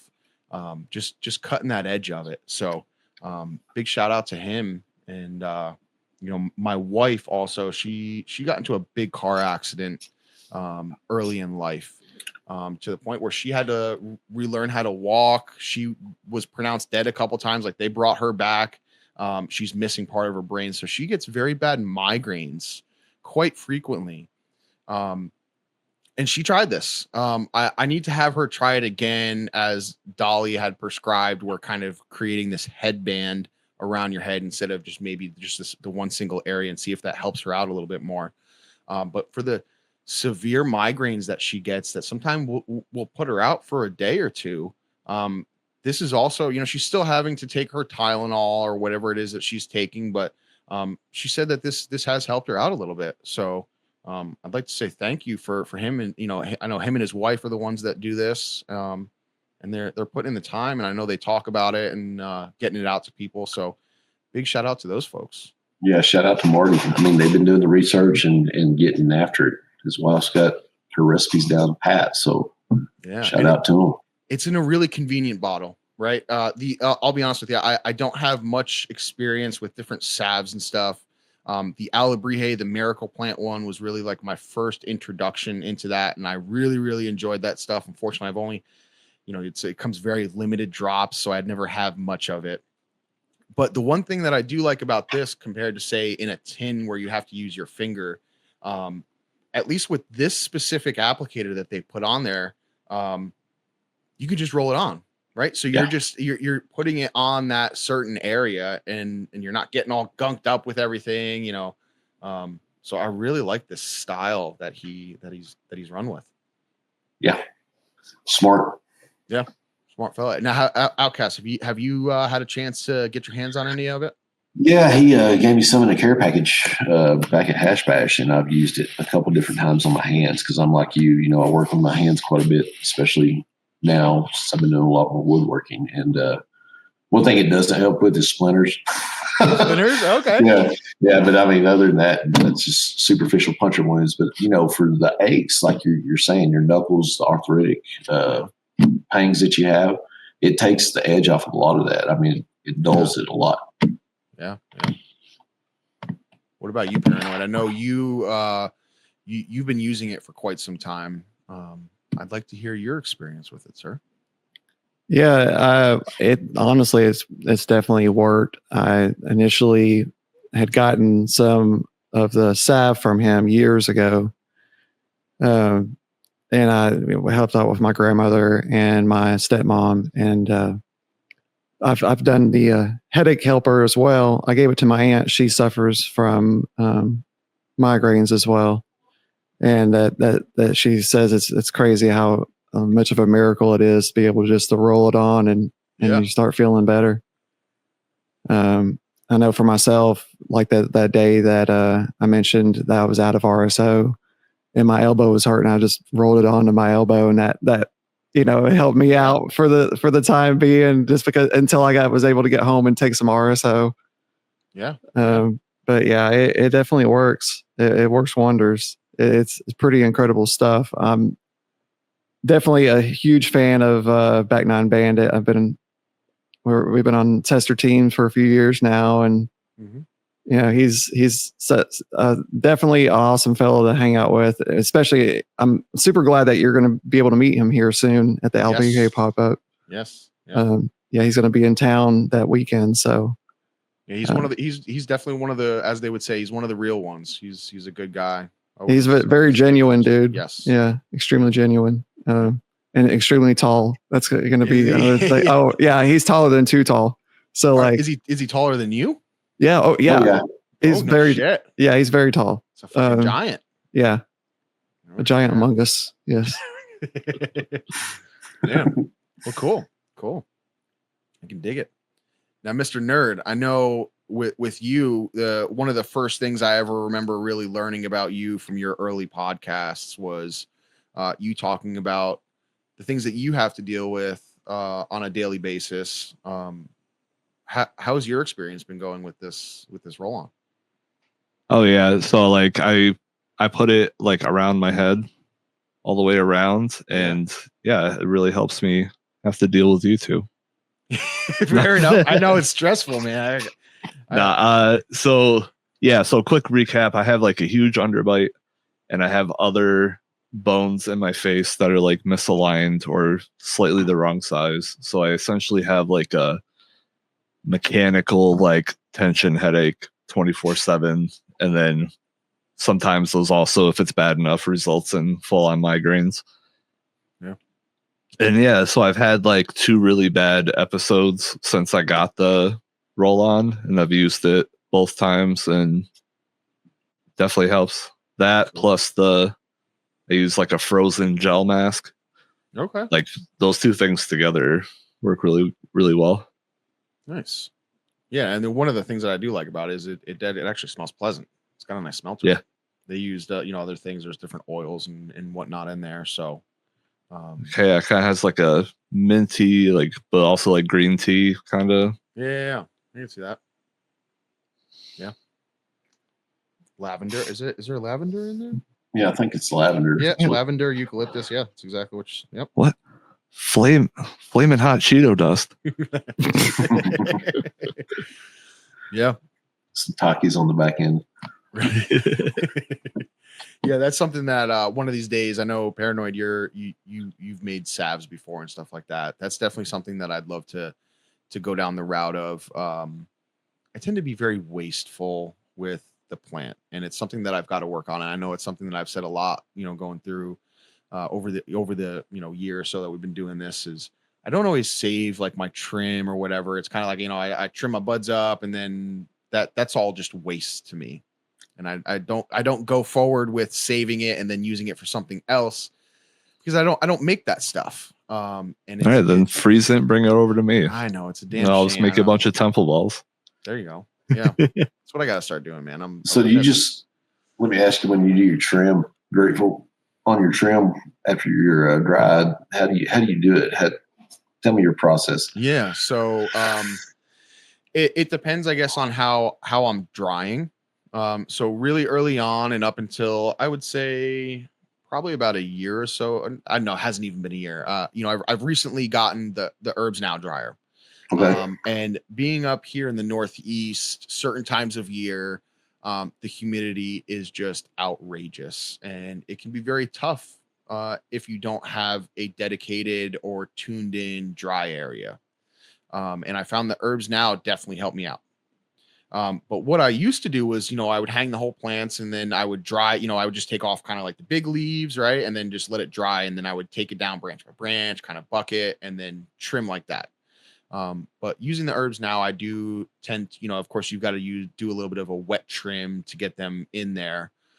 So what I've been doing is I do that wet trim, and then all of that material, when I had my my worm cast, my worm, why am I blanking right now? Fuck. When I had my worm bag going, right? Like I would take a lot of that material and that would go into there. So at least it wasn't just trash. But sometimes I'll throw it out to the chickens. The chickens love the leaves. But yeah, that's pretty much what I do. It doesn't go in the trash. It will either go into like a composter or goes into, the chicken stuff.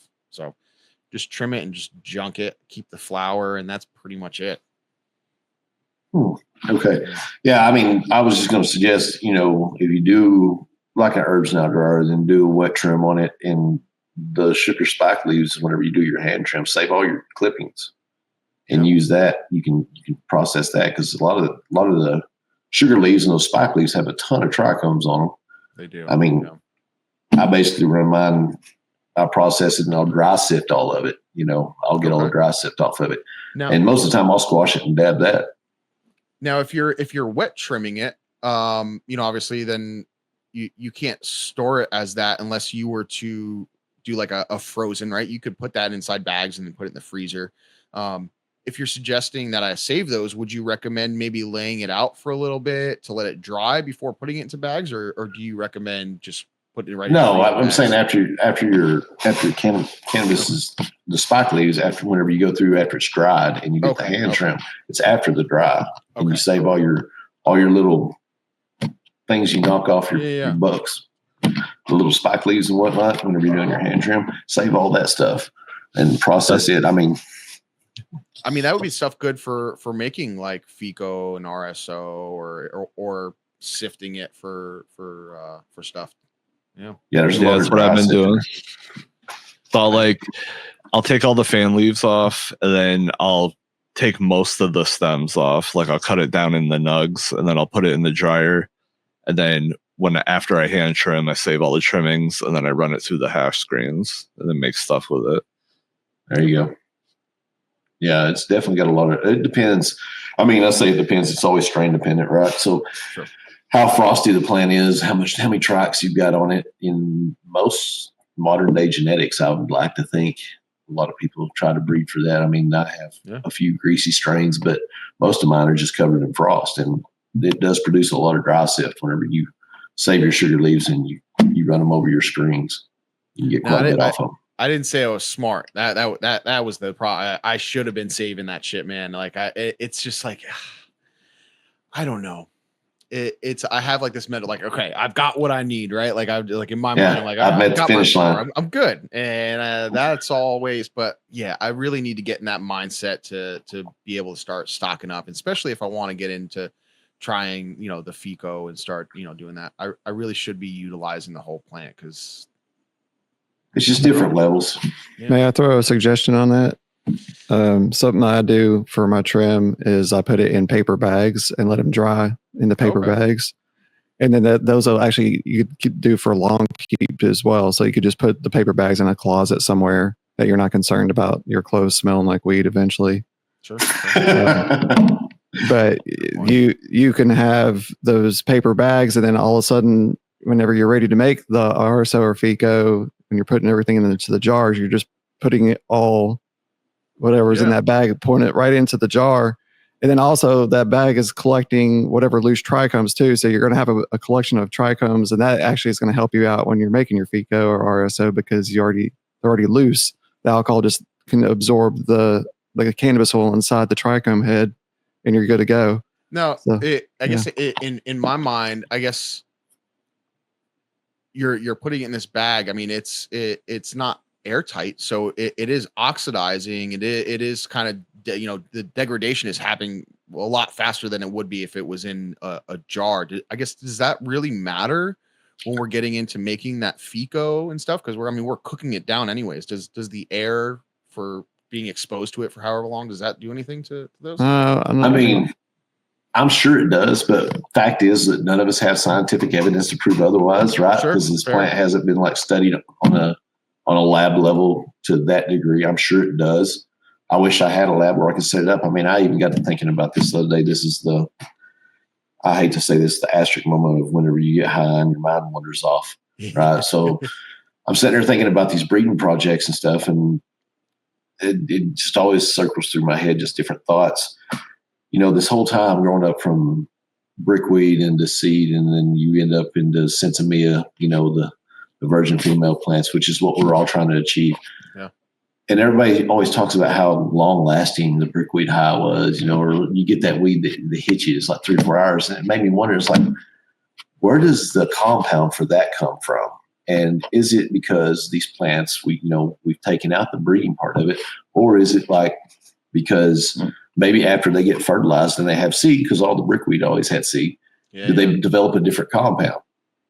These thoughts live in my head like rent free. It's just, you always try to figure it out, right? So it's what I've had that exact conversation, I think, with Badger before, and I feel like I've heard this from other people as well. Is like the true plant expression is coming out when it's been, of course, we can't say for certain, but the true plant expression is when it's accepted seed and it's holding seed. So that was actually one of the questions I was going to have for you is do you notice a big difference between, a seeded plant and consuming it compared to, non-seeded? It's a very interesting topic. Yeah, it's an interesting topic. And I thought about that. And so I'm going to be honest with you. Whenever I do seed harvest and I run projects, I don't smoke the seeded bud at all. No. Because of the seed sorter that, I showed you that on Discord yesterday. Yeah. It vacuums up a lot of the plant material.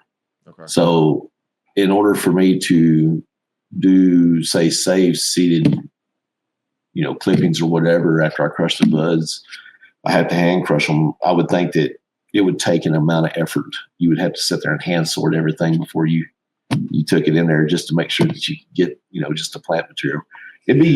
I wouldn't say it'd be difficult. It's going to take you a lot longer, depending on how many plants you're processing. So as many as I go through, I don't save any of that. It just goes right in the seed sorter, goes in the vacuum. Yeah. Now, have I ever opened up the vacuum and smoked what's in the vacuum? No, because this is my damn shop vac. I've got a lot of gross shit in there. I haven't got that meaty yet, but yeah, fair enough. Right now, I've never tested it. I've always, it's just thoughts that randomly wandered through my head. I'm like, maybe there's something in that I'm missing out on. Am I sucking up all the good weed and I'm screwing myself over? No, I've done that same thing. Just the couple times that I've chucked some pollen. That's what I've done. I have just chucked the material. But yeah, I'd be interested, to save it and maybe do sift that stuff or something, save the heads. Again, going back to my being very lazy at processing what I would consider trash material, right? Like the waste. Yeah. I would love to try that sometime.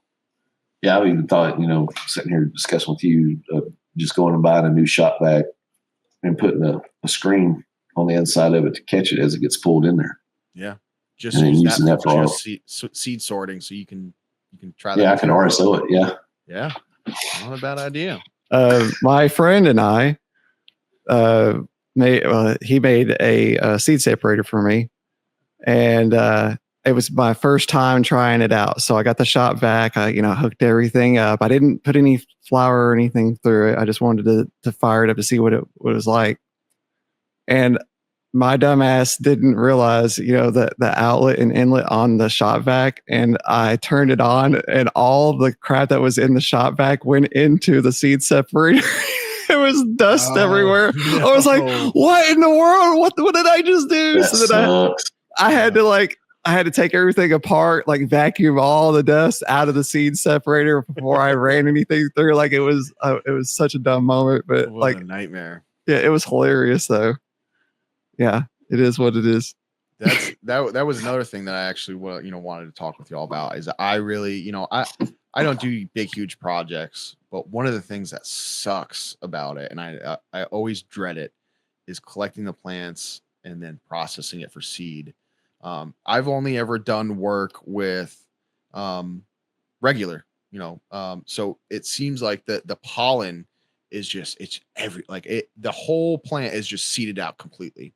I've never worked with any fem stuff, so I don't know what the difference is with that and like when the plant, because I always do like the open pollination, so it's getting pollen very early on, and it's and for a while. Such a pain in the ass. Such a pain in the ass to try to collect. I need some on collecting pollen.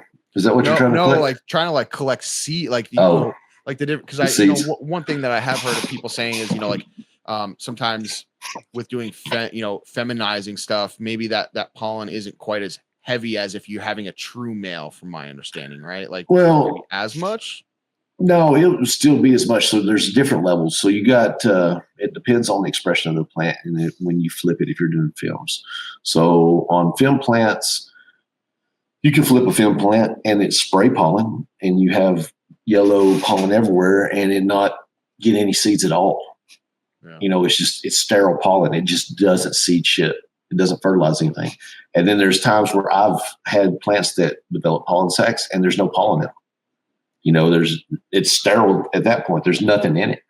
Right. But when you talk about generally fem plants, whenever you go to fem them and you flip that female, if it's a viable female, you will get many seeds like you do in normal pollination. Now, I would say the amount of time that I leave mine in there, the male or the flip female that I leave in there whenever I go do film seeds is I don't leave it in there near as long as what I would a male. I mean, it still get covered in pollen, but I still get hundreds and hundreds of seeds. I mean, if the flip female is viable, then you will end up with a good pollination.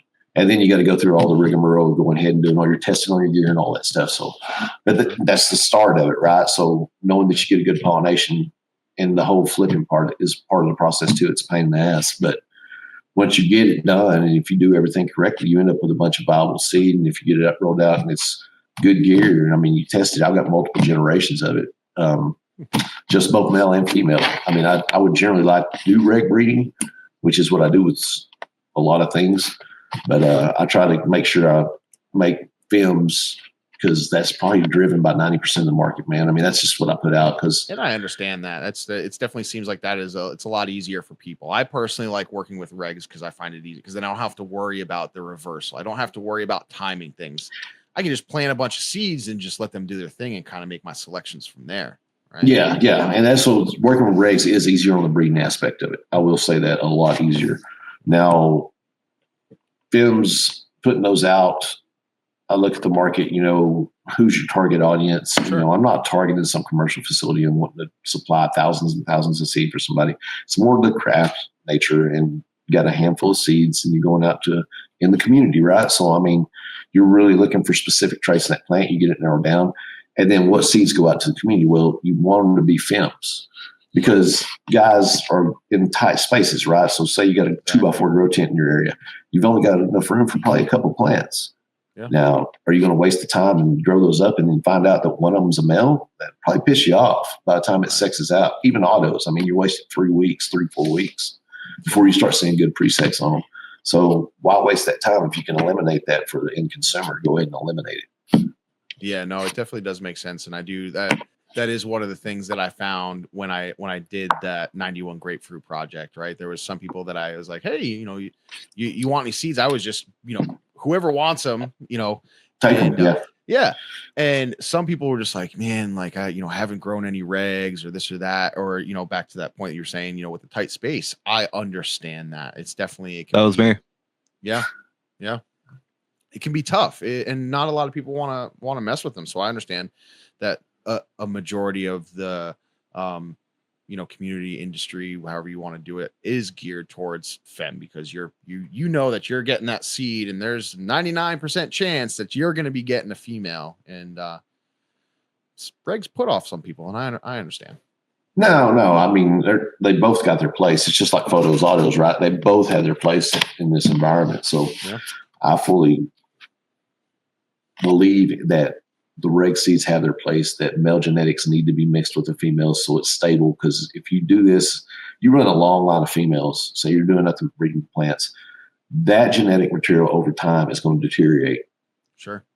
You're not going to have the male traits back in there. And if you do that over and over and over again and you don't have it stable, you're going to start seeing some pretty wild stuff come out of your plants. So you want to make sure it's something to think about.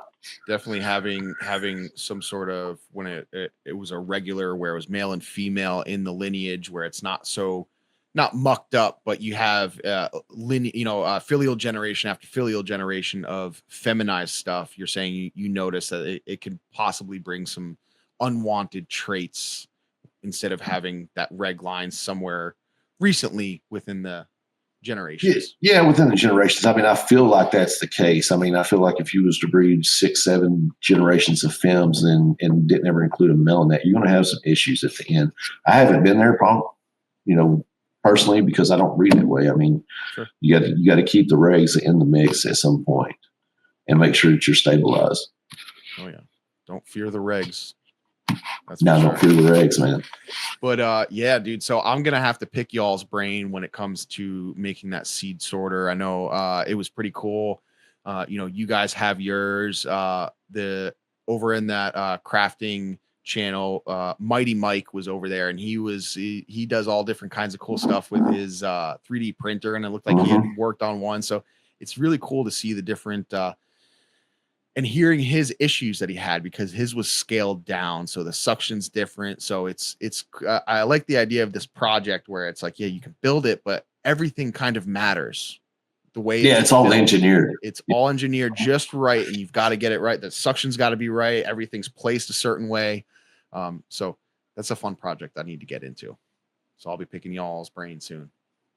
Yeah, there's plenty of plans online. A lot of the plans and stuff that I'd found that I'd followed a bunch of was conversion of metric to, standard. Okay. Because most of the measurements are all in centimeters, millimeters. Sure. But you can figure that out pretty quick, Google will be my friend because I am not a good math guy. Fucking terrible. God awful. But keep it on this breeding stuff, man. I always like talking with folks like you that have been doing this for a while. Do you have any, what would you say to someone that wants to get into it? Like the first side, may scare people. People think, oh shit, it's going to be pollen. It's going to fuck up my room. Everything after that's going to be seeded. What do I have to worry about? What would you recommend to people that want to get their feet wet in that? I tell everybody, don't be scared of it. It's another iteration of your experience and your journey as far as learning cannabis. You need to breed the plant, I feel like, to learn a little bit more about it. I highly suggest everybody do it. Now, what you get out of it, you need to go have tested and ran amongst your friends or whatnot. You don't just need to put it out there in the atmosphere and say, okay, here's my seed. It's good to go. Yeah. Unless it's been tested, dude, don't throw it out there. I mean, amongst your friends, your small circle group, that's fine. Everybody knows you and they give you feedback on it. You know, I've had projects where I've had herms. You know, I've had herms in some seeds where only a handful of them herm, but if there's any herms at all, whole project goes in the trash. Because that's me contributing to the gene pool that's out there, because people are going to use my gear to breed with. I understand that. A lot of people have, and I don't mind that at all. But if you put something out there that's good, that you can put your name behind and stand by it, right? So if you screw up, that's why I say keep, you know, your testers, got the tester group. Your feedback that you get from them is very, very important, because if your gear has any kind of issues, growing environment, if it stunts, I mean, there's just a number of different things. You have germination issues. There's a million different things that can go wrong. You need to test it. And the feedback you get from them is so valuable to you before you even think about releasing something. And it can be a while. Like, you know, I've told you guys in Discord before, that's why I don't release 20 strains a year. I don't do that. I can't. Physically, I can't. I don't have the space and availability, plus what I focus on. And I go down these rabbit holes and I start chasing things, right? So I want this out of the plant. I start looking for these traits and I grow all these different plants, but I start chasing my own lineage per se. So if you notice that a lot of my breeding in the last bunch of years has been just on top of things I've built in the past. And then some of that stuff gets back crossed and I bring it back forward because it's all within my lines. I use some of Green Guy stuff. You know, I use Night Owls. I use a lot of different breeders for maybe the other side of it, but it's always got some key component of mine in it. Sure. And that's always trying to further the genetic line. But to give advice to a new person doing it, don't be scared of it. And think about, you know, breeding with intention. Yep. So whenever you do a breeding project, you need to have a goal before you even start the project. You need to know what you're looking for before you start. And so then you can start narrowing down your selection and getting to where you need to be. As far as pollen chucking, you know, like you said, you know, somebody first time doing it, breeding project's a whole different deal because you're going through hundreds, sometimes phenos or hundreds of plants just to look for a certain pheno. But for somebody that's pollen chucking and wanting to do a seed increase, S1s or whatever it may be, I say do it. Try it. Learn how the plant, learn what, whenever you flip a plant, if you're flipping a plant, learn how the silver affects it, how it blocks the ethylene hormone. There's things that you need to learn along the way. You need to learn how a male plant looks like if you've never seen one. You need to know how a female morphing into a male looks like. That's a whole different animal. And when you spray the plant. Yeah. So there's different aspects of it. Now, photo breeders and auto breeders. If I was going to tell somebody to pollen check for the first time, I would say go with either, but you know, photos are probably going to be more forgiving. Okay. An auto is going to be a little bit harder to breed because the amount of maturity time for whenever a plant, if you take a male, you always need to plan these things out. I'll say a couple weeks, 2 to 3 weeks in advance. You figure out what you're going to want as the male side of your breeding combo. Yeah. You want to get it planted first. Give it a couple weeks maturity so it's ahead of the other one. Because whenever you want your female to come into where your pom-poms or your Guy Fieri heads, yep. Where they're accepting pollen, their pistils are nice and white, then you want your male plant to be spraying pollen at that point. And there's usually a couple weeks difference in between there. Now, would this be your recommendation for a fem and reg line, or do you find? Yeah, fem and reg. Okay. Yeah, because I mean, your male flowers take time to develop and develop into pollen, and then that's whenever they begin to pop. 2 to 3 weeks is a pretty sweet spot that I found in the years I've been doing this. It's about I'd say no later than 21 days, and you can go I'd say 14 or 12 to 14, 12 to 21 days, I'd say. Okay. In that window is about the sweet spot where you're, depending on your strain, most of them will do this, but your pollen sacs will get developed and they'll start putting out pollen. And you want your female to be in that ripe stage where it's accepting pollen, because that's going to get you most seeds. And using that time frame, I've never had like unsuccessful pollinations besides the ones where I've even been in the films where we go to film a plant or flip a plant. And like I said, the problems are different. The pollen's not viable or something of that nature. The plant ends up being sterile or it doesn't flip at all. I mean, there's a host of different problems that you can encounter. So just get in and do it. That's all. Get into it. Now the do it. regs will be easier because you got a mail. You know it's viable, hopefully, right? So, Yeah. but yeah, get into it. Just fucking do it. Well, do you have any exciting projects or anything that you'd be willing to share? Any little, not necessarily sneak peeks, but I wouldn't say sneak peek, man. I've got stuff that's coming down the line. It's coming Fair up soon. It's been, I'd say, almost 2 years in the making, year and a half on this one.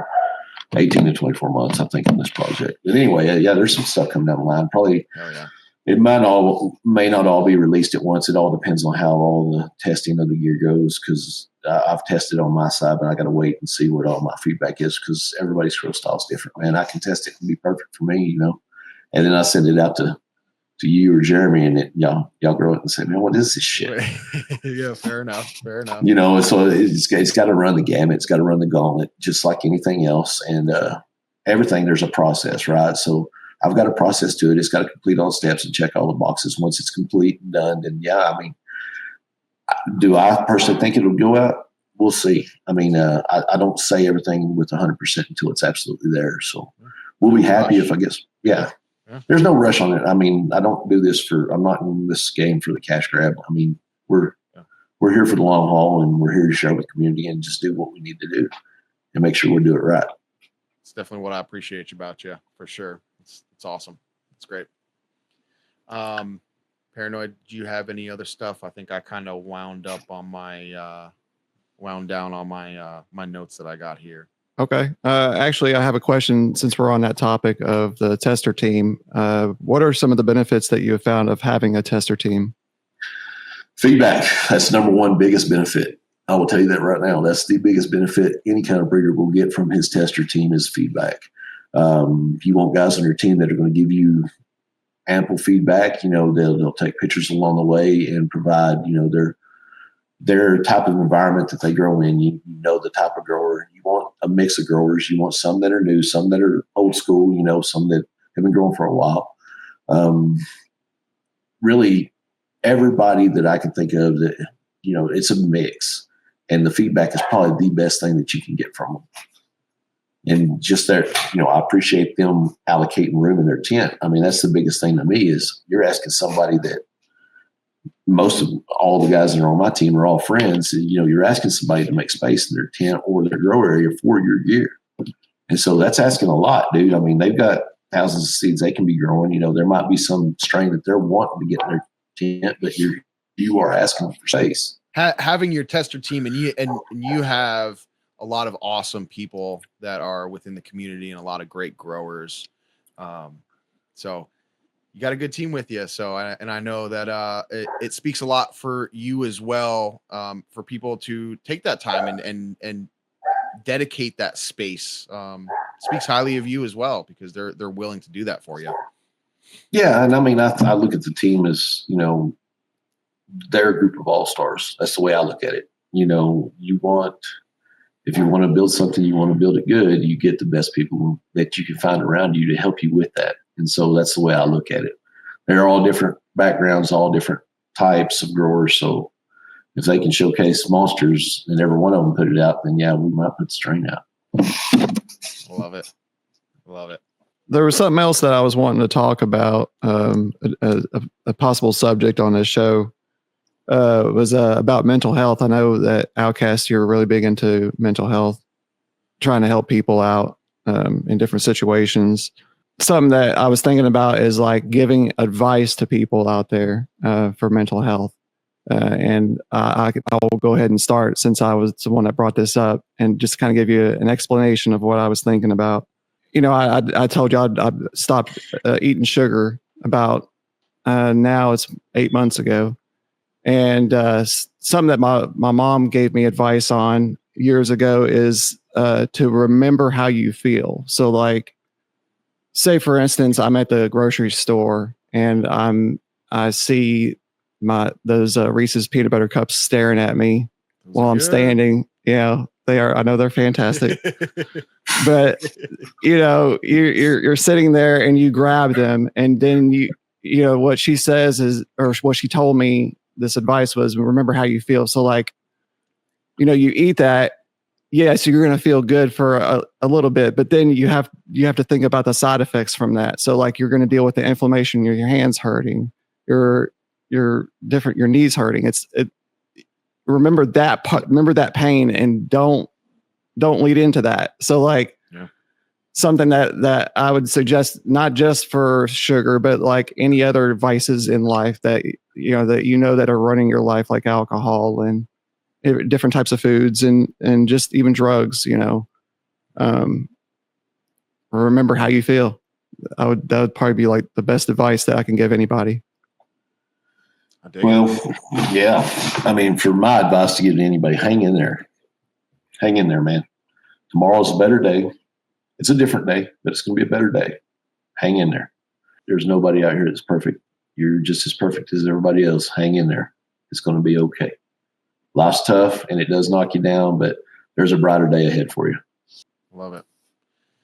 I guess for me, I think most people know that I've struggled with addiction and I've gone through different things. One of the best things that I've found, and it can be very tough. One of the things that I found, again, with my addiction, and, I guess this can be kind of related with mental health, because that's definitely a big thing. Again, like you're saying, you're using a crutch in some sort of way.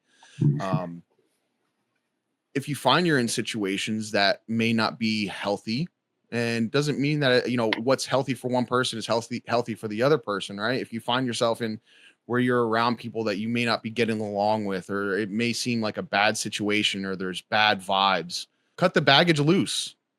Don't put yourself through these things that are making you upset, these things that are clearly affecting you. Maybe you can have them back in your life later on. But if you're finding that something is holding you down in a situation or holding you down in a certain part of your life, walk away from it. Don't be a part of it. Focus on yourself. At the end of the day, you can't give people your time and effort if you're not taking care of yourself. So focus on yourself. Fuck everybody else. Not fuck everybody else in that kind of way, but you know what I mean? You can't be focusing on trying to make people happy when you're not happy yourself, is what I'm trying to say. So looking on yourself and don't worry about everybody else. What about you, nerd? Any insightful?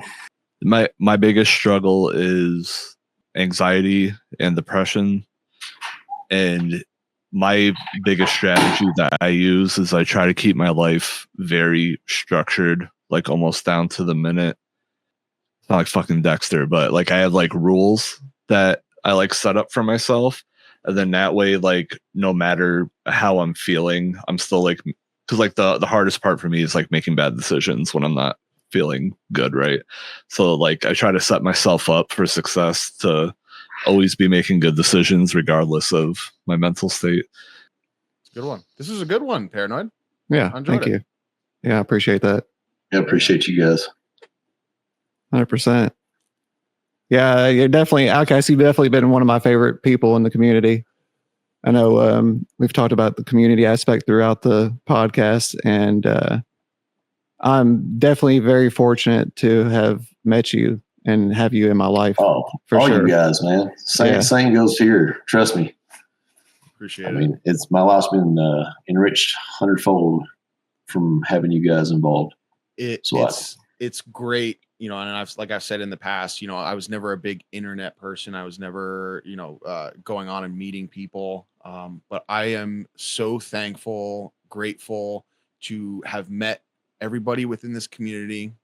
Some a little bit less than others, but it is what it is. But I am so thankful for everybody that surrounds us in our sphere. And it's just a great group of guys, girls, women. I don't want to be hanging out with anybody else. And I appreciate every single person. I appreciate you guys sitting here with, all together. Just an amazing group, amazing community. 100%. Well, OutKast, I appreciate you very much for coming to join us, hanging out. I know it's always we like to do these early in the morning, so I appreciate you. We're good, man. Coming to whether either start your day well or wreck your day early in the morning. We'll leave that to you to decide. But thank you. Do you got any final words you want to take us out with? Lots of garden, dig it. Fuck yeah. All right, boys. It was good hanging out. We'll catch you next time. We'll see you. Peace. See you. Peace.